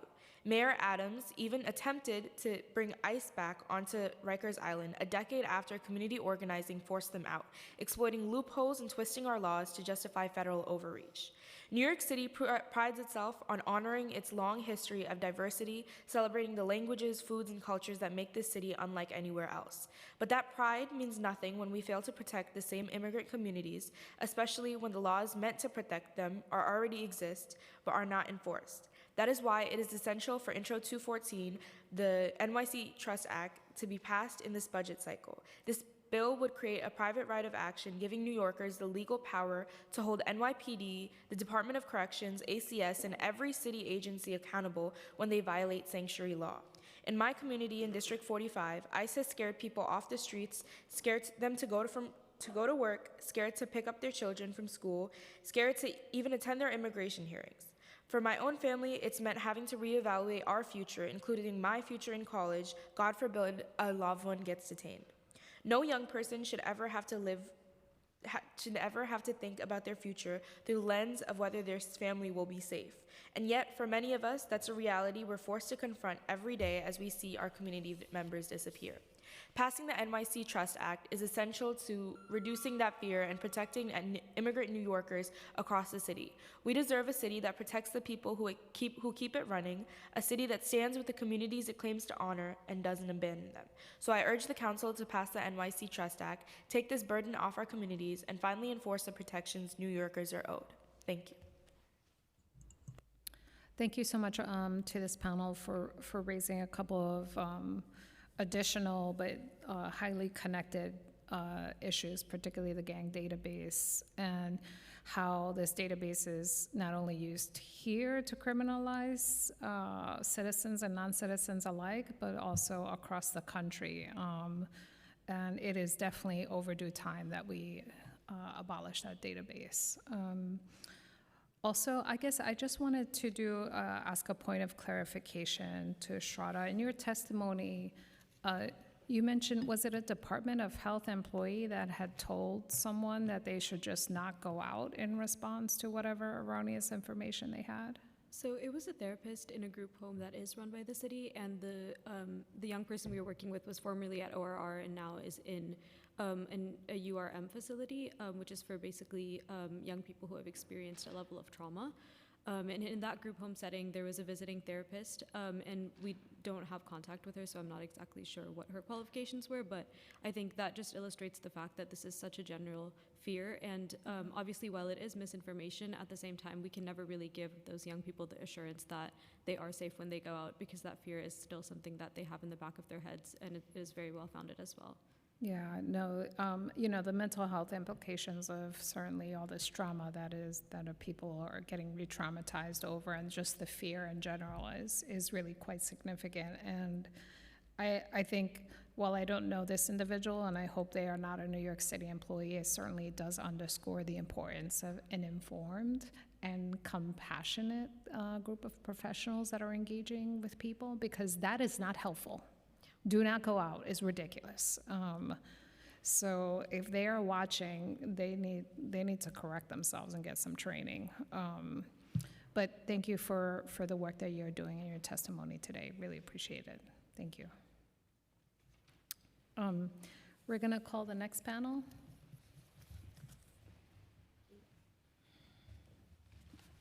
Amadou Lee.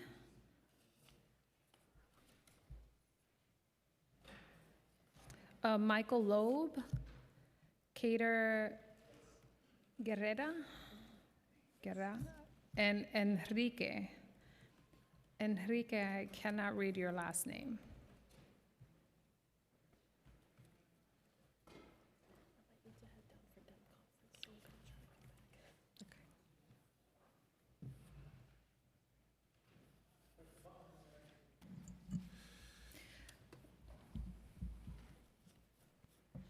Good afternoon, council members and everyone that gathered here today. Thank you so much for this opportunity.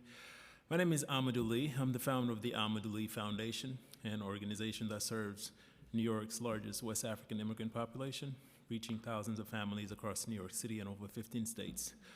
Throughout our digital platform, our videos regularly reach 150,000 to 250 people, 250 people, making us one of the most influential immigrant-led network in the city and beyond. I'm here today in strong support of Intro to 14, the New York City Trust Act. My story begins with a moment that changed my life forever. Before I led an organization, before my life story made the front page of the New York Times as an undocumented immigrant facing deportation, before I played the role of Henry in the blockbuster film Twilight Breaking Dawn, before I became a mentor and advocate, I was a simple, young, undocumented black immigrant trying to survive. In 2014, I was involved in a car accident in Pittsburgh. What happened next changed my life.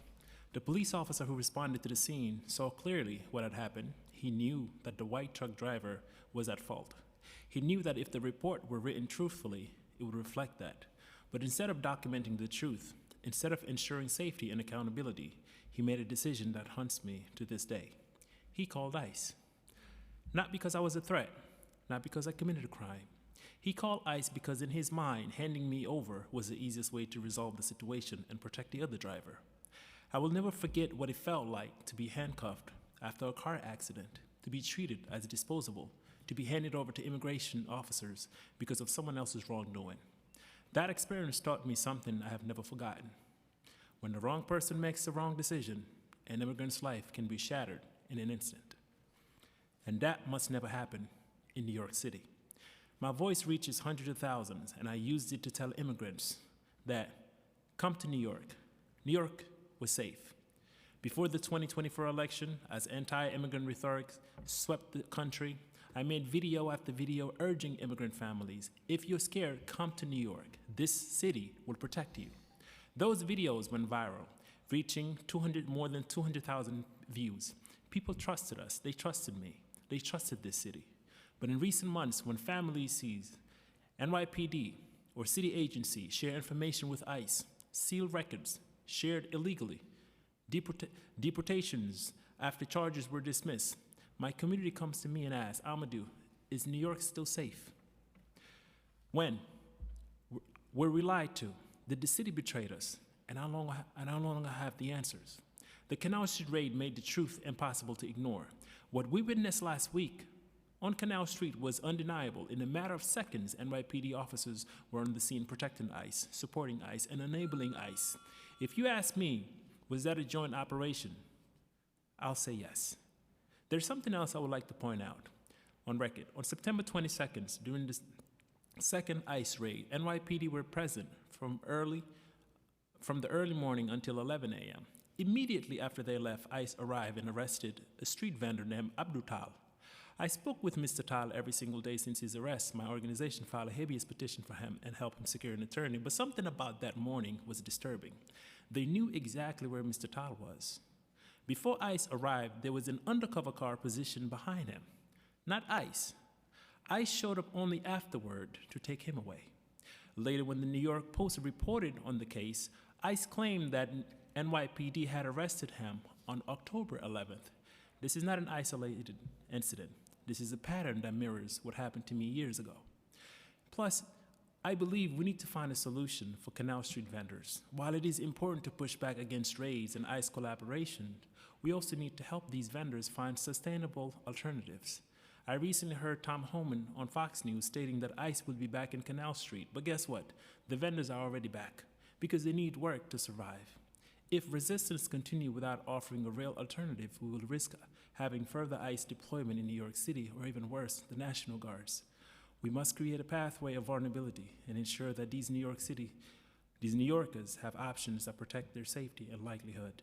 The Amadou Lee Foundation has proposed a plan to train Canal Street vendors as barbers, a trade that does not require formal education but offers a legitimate, safe path to economic stability. It has been extremely difficult, almost impossible, for African asylum seekers to access funding or support for education. Our proposal addressed this gap by providing scholarships for these vendors to attend barber schools. We give them real opportunity to gain a trade, support themselves, and build a stable life here in New York. We're asking the City Council to support this proposal, work with the Amadou Lee Foundation to create a concrete solution for Canal Street that protects our community and reduce the likelihood of ICE enforcement in our city. Thank you. Thank you so much.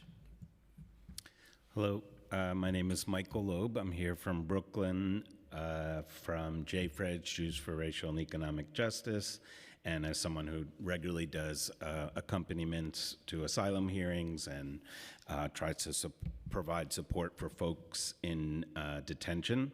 I'm also here as an educator and a father. It's cool to see only women and femmes and folks with some connection to immigration, but it's actually not cool, and as we've said, it's disappointing that the rest of the administration is not here. I ask us to back up and take a breather for a second and recall that the whole premise of immigration enforcement is malarkey. Ezra Klein is wrong about many things, but not the idea of abundance. I think with some redistribution, there's enough housing, food, healthcare, and safety for all. Borders are a scarcity fiction, and no human is illegal. Second, what you're offering is a stopgap harm reduction. When we abolish ICE and we welcome all folks, there'll be no more need for sanctuary laws or prevention against collusion. But also what I want to really share is a story of what happens when we don't welcome the stranger. It's a story I've told many times, and I'll tell it as many times as I need to. My father fled Nazi Germany in 1939. He was a 9-year-old Jewish child. His town was really destroyed for the Jewish people in it. And the boat he was on was the SS St. Louis. They all had visas. There were 920 folks on board. They had visas for Cuba, but ultimately were not allowed in. The captain and advocates appealed to all the governments in the hemisphere and said, please take them in. No one accepted them. That includes, my father wrote that he sailed so close to Miami they could see the lights, and the Coast Guard actually came out to make sure they didn't dock. This really satisfied Nazi propagandists. The ship returned to Europe, a quarter to England, a quarter to France, a quarter to Netherlands, and a quarter to Belgium, which is where my father went. Eventually, his father made it to Elmira, New York, and was able to send for him, his mom, and younger sister. But his grandparents were murdered at Auschwitz because Belgium was overrun. So 250 out of the 920 people on that ship were eventually murdered. Back to today. Just as never again means never again for anyone in Palestine, never again should we reject those seeking refuge. Whatever we can do to ensure proper functioning of the asylum system, we must do. I go to Federal Plaza, 290 Broadway, and 201 Varick. I've been doing it for 7 years, and I've seen the rights of people of all genders and ages trampled by cowards and bigots. On a personal and spiritual level, I know that everyone participating in this will answer to God and to time for your crimes, but in the meantime, legally, we need to protect our neighbors and pass these bills. Thank you. Speak? Yes. All right. Hi, my name is Kadir. I'm a proud Brooklyn boy and CUNY student. First, I want to start things off. I want to thank Alexa Viles for educating immigrants on their rights, and I think New Yorkers should be thankful for the service she has done to protect people from ICE. First, I want to start things off with saying, you know, in the beginning, ICE was saying, you know, we're doing this for safety and we're going to do this mass deportation, but almost 3/4 of the people they are detaining are innocent and have no criminal conviction, maybe a traffic violation, a parking ticket, you know, just little things like that, no convictions whatsoever. And I think everybody knows what they're doing is cruel and inhumane, but also what they're doing is illegal, detaining people without due process, without a warrant, arresting people without identifying themselves. Because by law, just in case somebody doesn't know, when you get arrested, the police have to give you they have to fill out a report, and they have to give you documents with their name on it and their badge number. And so basically that's the problem. We need to hold ICE accountable for issues, especially the issue I hear about at Federal Plaza, where they detain people who are trying to do the right thing. You know, and we should not have the NYPD collaborating with ICE. The NYPD is an agency that will be here. They're going to be here now. They're going to be here 100 years from now. And we should, I think, use the NYPD to arrest ICE agents. I have heard of a story in Queens where these people were being detained by ICE in their homes, and somebody called 911. And then the police came to see what was going on. And then they said, oh, we're ICE, and then they let them go. That is unacceptable by the NYPD, and the NYPD should intervene to arrest ICE. We should not have a double standard for a regular criminal versus ICE agents. And so I think the good news is we have a corrupt mayor who's on his way out of office. So I think this will be easier to slow things down. I don't think we're going to get rid of ICE for at least the next several years. But, you know, we have a mayor that cares for Zohran Mamdani, who I proudly canvassed for. And so, yes, and somebody who cares for New York City residents. Thank you. Thank you all for your testimony. Yes, and yeah, I guess I just wanted to say one thing really quickly. Michael, thank you for lifting up what never again means. And I think it is so important for never again, for anyone, never again, denying people seeking refuge be lifted up, particularly in this city and in this country. And so thank you for sharing your story and your advocacy and living into what never again means for all people and dignity. So I just wanted to personally, and Amadou, thank you for the work that you are doing as well. And I think the vulnerabilities, particularly of our African siblings, and how we have failed Black people in this country continues, but your work gives me great hope, and thank you for your testimony, and thank you for the continued work to make sure that people can receive dignity and the work to survive and live and thrive in this city, and it looks many different ways. And so I just want to personally thank you for doing that as well. Thank you for your testimony, Kadir. No problem. And we had one more, Enrique. Enrique, were you going to testify? Oh, I'm so sorry. She wants to, Councilmember Caban wants to say something to you. I won't keep you long. Apologies, I totally forgot. No. I just want to extend the same gratitude to you both for sharing your stories. And I think we both had, the chair and I had similar reactions, and how resonant, Michael, the words that you shared when you talk about refugee stories. I mean, we are entering Christmas season, and the way that the most famous refugees were treated during that time. And then it also reminds me of that poem by Warsan Shire, right? When he said that no one leaves home unless home is the mouth of a shark.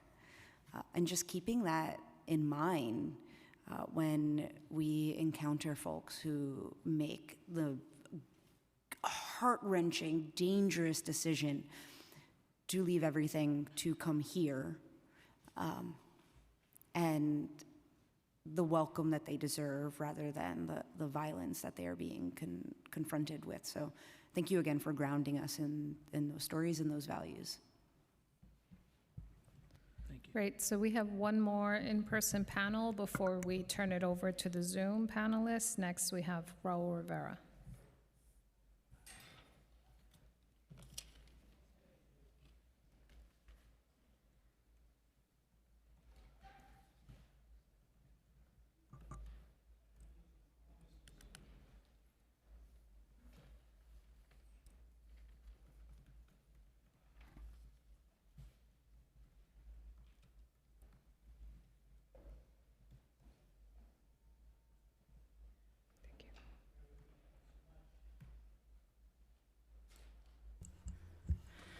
Good afternoon. My name is Raul Rivera. I'm a New York native. I was born in the Bronx, a few blocks from Yankee Stadium. I'm here today to oppose these bills, and I'll give you my reason. All of them, and any bills that you passed previously. In January 16, at the beginning of this year, I came to this committee, and I believe that you're not a council member that can be trusted. I said that. We don't have anything personal against you, even though you may think that. But I just believe that you're a council member that can't be trusted. We don't support these bills. Okay. We don't support these bills. And everybody's talking about illegals and migration and criminals and not criminals. But if you cross the border, and it's not through the port of entry, that is a crime. I hope you know that's a crime. That's a crime when you cross the border illegally not through the port of entry. I think you know that. We told you back in January, and this time we'll say it again, that you need to be investigated. Your bills that you pass through here must be investigated. I know you think that's funny, but honestly, it's not. You say you advocate for the poor people and people of color, but you just made the New York Post. You're worth $1.8 million. You're buying homes in Florida. You're a Democrat. You're a Democrat, right? I suggest you keep it focused on the topic at well, I'm hand, or making- else your testimony will end I'm and you making a will be point. out of I'm order. making a- So focus on the topic at hand, which is immigration, or you are out of order and your testimony will be ended. You're the chair to the committee, no? On immigration. right? Focus, you have 1 minute left. Focus on the topic at you're hand, or you interrupting will me. be out of order and your testimony will be ended. What did I say? What did I say was out of order? What did I say? You have 57 seconds to make your You case. keep interrupting me, though. You have 52 seconds to make your case. Well, I think people should know that you're worth $1.8 You million. have 47 I think that's seconds. important. I think that's important. I think I'm worth look a it up lot in the more, New by New the York way, for Post. the record. Well, Dr. King, Continue with your testimony, well, or we're- you will. we're I against- will end your you testimony. keep cutting me off. It's hard to speak when you cut 32 people off. seconds and counting. Dr. King stood with Israel, and you stand with an anti-Semite.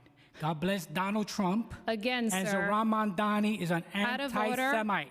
And we Out say, of order, fuck you are not on the Palestine. record. That's what we say, fuck Palestine. Testimony is over. You're grotesque. You are grotesque. All right, so next we have our Zoom. We'll open it up to the Zoom panelists.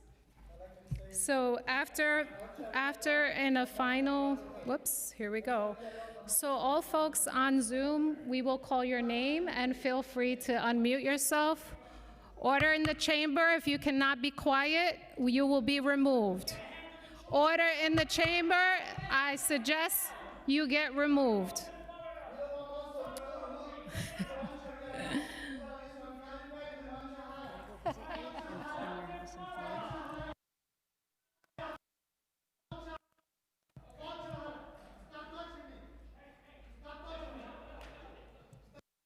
I'm sorry for those on Zoom.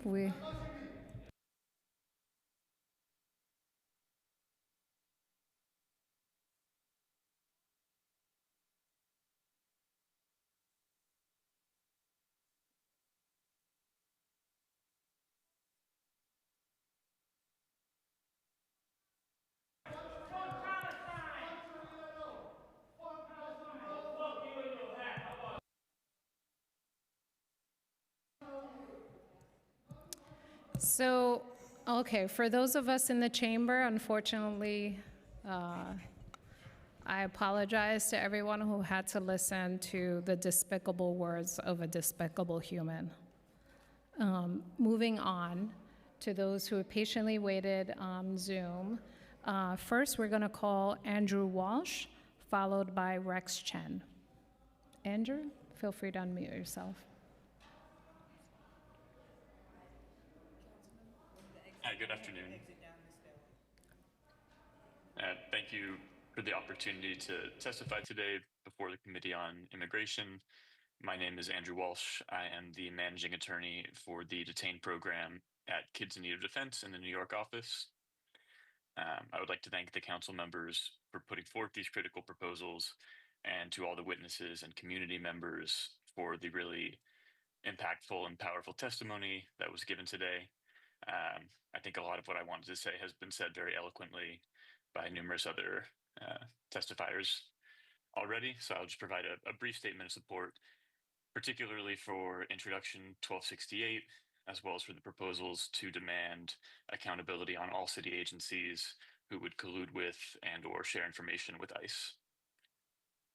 My team works with undocumented children specifically and their families, and in particular with unaccompanied minors throughout the 5 boroughs.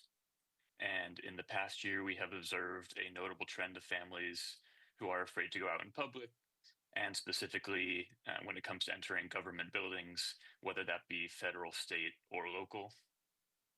To that end, I think publicly posted placards throughout the city indicating which areas are private or public and informing individuals of their specific rights could provide some degree of comfort to those individuals who must enter city property and locations. This is especially critical for the populations we serve who are routinely required to enter municipal courts as part of their immigration cases. So signage reinforcing the rights of those who enter these spaces is a crucial step in ensuring that the populations we serve have meaningful access to those rights. Our team also conducts numerous Know Your Rights trainings for children and their families. And one of the most common concerns we hear from the communities we serve is that they fear they won't be able to recall the information when under high pressure circumstances. And so having conveniently placed placards containing this information to reinforce this information is of vital importance. Currently, we are also working on hiring community outreach specialists to broaden the audience for our Know Your Rights presentations. And so Proposal 1268 would be mutually reinforcing with those efforts and the efforts of numerous other advocacy organizations working to provide critical information to the community. In regards to city agency collusion with ICE, we are particularly concerned about reports of ACS collusion and information sharing, as ACS is frequently involved in cases of unaccompanied minors who may not have other viable sponsors in the United States. And it is of the utmost importance that there not be any collusion or information sharing between ACS and ICE. And so we view that as a very serious problem and appreciate the council's proposals in this regard. Thank you. Your time has expired.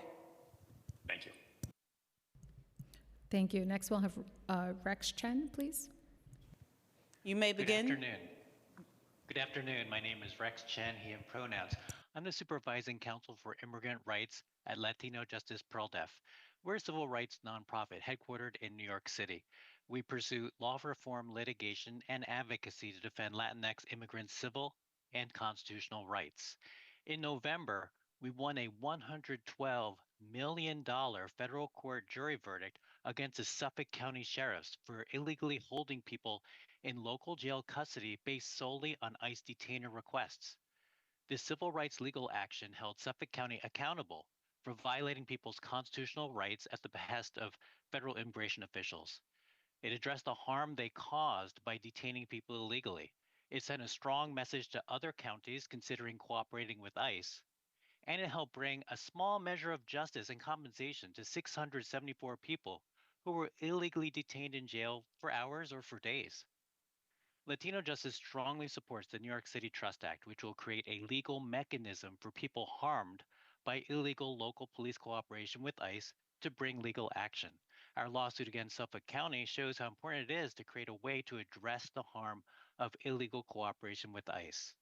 The New York City Trust Act will build trust. It will therefore strengthen our city's health, economy, and public safety. It is a smart and wise action by the City Council to make New York City even stronger. We also support Intro 1412, and that follows through on the City Council's successful legal action to keep ICE out of Rikers. Latino Justice joined with the Legal Aid Society and other groups in an amicus brief to support the City Council's lawsuit. This would clear up any uncertainty about whether ICE can set up in Rikers. At Latino Justice, we see how these laws are critical to help Latinx folks stay healthy, contribute to our economy, and keep everyone safe. We're strongest when we work together and we look out for each other. When one of us is harmed, the rest of us try to help out. These laws would protect New Yorkers and help defend our city from illegal immigration raids and from the racial profiling that ICE engages in across the country. Thank you. Thank you so much for your testimony and your work. Next, we have Rashana Shah, and followed by Jody Seismer. You may begin. Hi. Good morning, Honorable Council. Thank you for hearing our testimonies today. My name is Rachna Shah. I'm a resident of Forest Hills, Queens, and a mother of 2 children, ages 11 and 9. I'm a zero-waste educator and an advocate for justice for all beings under the American principles that all people are created equal and that in this country you are innocent until proven guilty. Importantly, I am the daughter of immigrants. I'm also on the Parent Teacher Association for my children's school in Astoria, Queens. My children attend school just 10 blocks from where a 6-year-old went to school who is not in school today because his father was forcibly separated from him at his regularly scheduled immigration check-in. And now the boy is missing. My 9-year-old still tears up if she can't find us for less than a minute. Where is this child? Is he sleeping on a cold concrete floor? Is he scared? Is he terrified that his father will be taken from him? It may be the new American way to persecute brown people like this, but it is not the New York way. The parents in my community are in a panic. How dare ICE and DHS and whichever other agencies are involved terrorize children like this? Children! How dare they terrorize families? How dare they terrorize our neighbors and our community? Here in New York, we value law and order. We have laws in this state that protect innocent people and protect privacy. Here are 2 quotes. States must determine by vote or legislation or perhaps both, and whatever they decide will be the law of the land in this case, the law of the state. Second quote, instead of filtering resources through layers of federal red tape, we will empower states to take charge and advocate for and implement what is best for students, families, and educators in their communities. These 2 quotes were said by President Trump in the past, and there must be consistencies with statements like these. Therefore, here in New York, we value our sanctuary laws. We value and cherish our immigrant communities. I choose to live and raise my children in Queens because of how enriched our lives have been from sharing cultures with our community. They do not deserve terror by our own federal agencies that in many cases have committed illegal acts and they continue to commit them. We are entitled that if they want to take space in our state, that they follow our state laws. Therefore, I strongly support all the bills discussed today, intros number 1412, 0214, 1268, and 1272. Thank you. Thank you so much for your testimony. We share in the horror of the child who was abducted by ICE. Next, we'll have Jody Sizemore. You may begin. Jody Ziesmer. Thank you. I'm Jody Ziesmer. I'm the Policy Director for Immigration Emergency Response at the New York Legal Assistance Group, or NILAG. Thank you for the opportunity to testify at today's hearing. NILAG applauds Council Members Hanif, Caban, and Aviles for their leadership and vocal support of our immigrant communities and for protecting our communities in these brutal and violent times. NILAG supports all 4 of the proposed city bills on the agenda for today and recognizes that they address critical gaps in our city's sanctuary protections, and we urge the passage of all 4. I wanted just to speak briefly today about the introduction 1268 regarding signage. NILAG has heard from city health clinics in the South Bronx, hospitals in Manhattan and Queens, various community centers, and private businesses who are interested in posting information to message to their immigrant patients, clients, and constituents, but lack the knowledge and resources to develop and translate such information. The signage bill would provide necessary support for the creation of unified, legally sound information in various languages for those institutions and will help signal New York City's knowledge and support of the local and federal laws limiting ICE's authority and reach. In the past, the Mayor's Office of Immigrant Affairs has played a critical role in creating, translating, and distributing helpful community-facing resources on everything from knowing your rights to what to do when a loved one is detained by ICE. They've collaborated with legal services to create and broadcast these resources, but that has been less prominent in recent years. As this council has noted, MOIA has been absent in broadcasting information, creating new flyers to address this current moment. And they've been notably absent on social media and other platforms to really update immigrant communities and city agencies about how to respond to this moment. So there's really necessary to reinvigorate this collaboration, and this bill will help support that. We're also out of step with other cities, such as Chicago, which have mayor-led initiatives to protect their residents and provide consolidated resources on immigration, constitutional rights, housing, protests, and more. Anti-immigrant rhetoric has been a prominent feature of the Trump administration, and we hope to find increased opportunities to partner with New York City to present a countervailing narrative to welcome our immigrant neighbors, fight this divisive, violent, and xenophobic rhetoric, and reassure them that New York is a safe space. So we strongly support this implementation of this bill. Thank you. Thank you, Jody. Sorry for mispronouncing your last name. Next, we'll have Heather Maria, followed by Jenna Jaff. You may begin.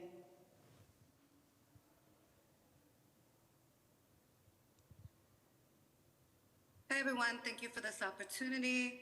I'm testifying to support initiatives 214 and 1412. After hearing the testimonies today, the other initiatives as well. I've learned so much today. It's been very powerful. Thank you for this hearing.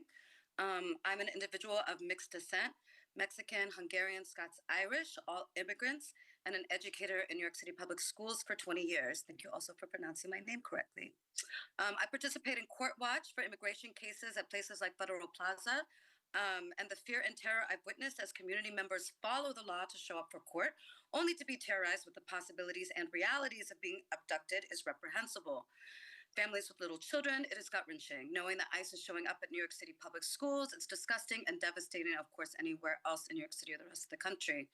The story I heard today of ACS colluding, sharing information via request for therapy services is absolutely horrendous.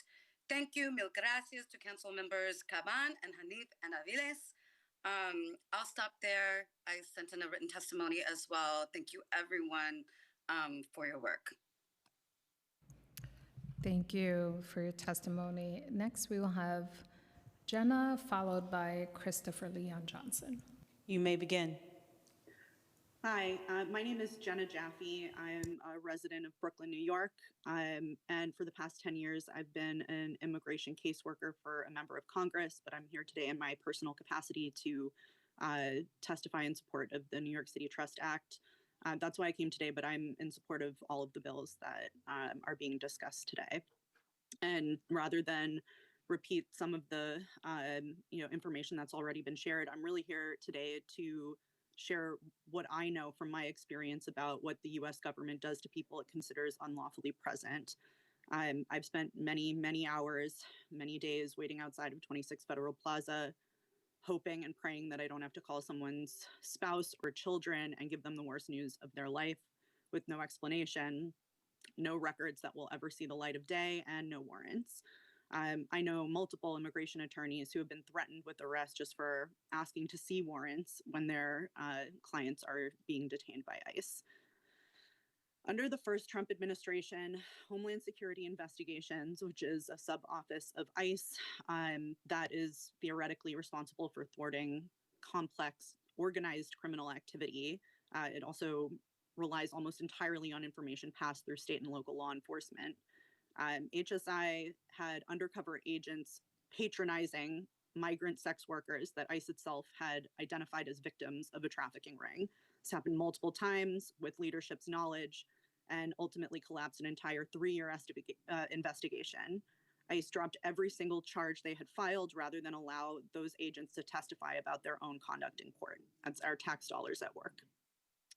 I've seen ICE deny medical treatment to a man who was transferred into their custody by the local Department of Corrections until that man fell into a coma, then handcuffed his unconscious body to a gurney and humanitarian released him to a public hospital so that ICE did not have to count his death as a death in custody, and so that his widow would be responsible for the medical bills instead of the government. This man was 27 years old at the time. I have repeatedly listened to ICE agents perjure themselves in court consistently with impunity because there have been zero consequences. It can't continue, and we can't keep waiting for the federal government to step in, obviously. Immigration enforcement pepper sprayed a sitting member of Congress last week, and I doubt there will even be an investigation.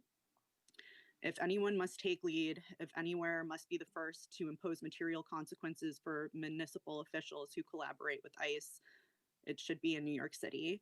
And it should be mentioned that if we don't give people legal options to defend ourselves when an extrajudicial secret police force is assaulting and abusing our loved ones and our family members, what do we think is going to happen?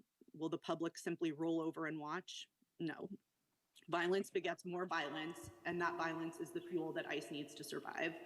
So I am calling today on the City Council to pass the New York City Trust Act, and trust me when I say that we will be back here every opportunity, every hearing, every session until something changes. Thank you for your time.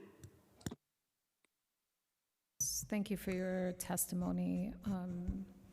And yes, New York City must be the place that holds the standard. Thank you. Next, we'll have Christopher Leon Johnson. You may begin. Yeah, hello, good afternoon. My name is Christopher Leon Johnson. I'm here. I'm in Summer in Queens, testifying virtually. But I want to make this clear to this panel, this committee, that what I saw today at the hearing with the commissioner speaking right after, standing next to Eric Adams, was like a slap in the face to this committee. As a chair, Alexa Velez, I don't know what will happen next year, that you or Tiffany Caban might not be in this committee because of Julie Menin. But I think you guys need to make this tough decision, make this right and tough decision for everybody to say that this commissioner, Manny Castro, should not be reappointed commissioner in the Madani administration, and make it to where that Murad Awad of the New York Immigration Coalition be the commissioner of the immigration department in the New York City mayor office, or Haley Choi, or probably Brad Lander, one of those three. You know what I mean? Or Yesenia Mata, you know what I mean? Or Lygia Galapa, or Mohammed Atiyah from Street Vendor Project. But the way that Mr. Manny Castro has presented himself today, he looked disheveled, he looked out of it, he looked like he didn't want to be there, he looked like he was dragged there. This is the reason why that he should not be the commissioner in the next administration. He should be disqualified being a commissioner in the next administration. I think Zohran Madani should not reappoint him as the commissioner. And I think that you should say the same thing. I know it's kind of tough. He came up there, but you need to make that tough decision, say that he should not be commissioner in administration. But I want to make this clear that I support all the bills on this ticker, including Intro 1272, which is introduced by Shahana Hanif, and I'm going to explain why I think I have 2 minutes of my thing, because the reason is because of deliveristas. And I know that very soon, probably in the next few years, that the deliveristas will be made employees. Now, majority of deliveristas are undocumented migrants. Now, what E-Verify, what it does is that it makes sure that you're legally supposed to work here. Now, when you have the apps like Uber, DoorDash, Lyft, and Grubhub, and Relay and Capsule add this provision or start using the apps, this is going to really eliminate majority of the workforce. And I think that you should make it where that the app should not be able to use this either themselves, because they can easily say, oh, they're independent contractors. But I think that the city council needs to start stepping up and make sure that these apps like Uber, DoorDash, Lyft, and Grubhub does not implement this stuff when very soon when it happens under the Worker Justice Project and 32BJ. Where is 32BJ and them on this? Because I know very soon they're gonna implement this provision where that if you want to start using the apps as a Dasher or a Grubhubber or Uber Eats, anything like that, you have to prove that you can work in this country, and that's going to hurt majority's workforce. So I support this bill, and that's why I spoke on behalf of this, supporting this bill. But back to what I said before, like, look, Manny Castro is not fit to be the commissioner in the next administration. He dropped the ball. Thank you. Your time has expired. Oh, thank you so much. Enjoy your day. Thank you. Thank you for your testimony. We have now heard from everyone who signed up to testify. If we have inadvertently missed anyone who would like to testify in person, please visit the sergeant's table and complete a witness slip now. If we inadvertently missed anyone who'd like to testify virtually, please use the raised hand function in Zoom, and a member of our staff will call on you in the order of hands raised. All right, seeing no one else, I would like to note again that written testimony, which will be reviewed in full by the committee staff, may be submitted to the record up to 72 hours after the close of this hearing by emailing it to testimony@council.nyc.gov. And with that, we adjourn this hearing.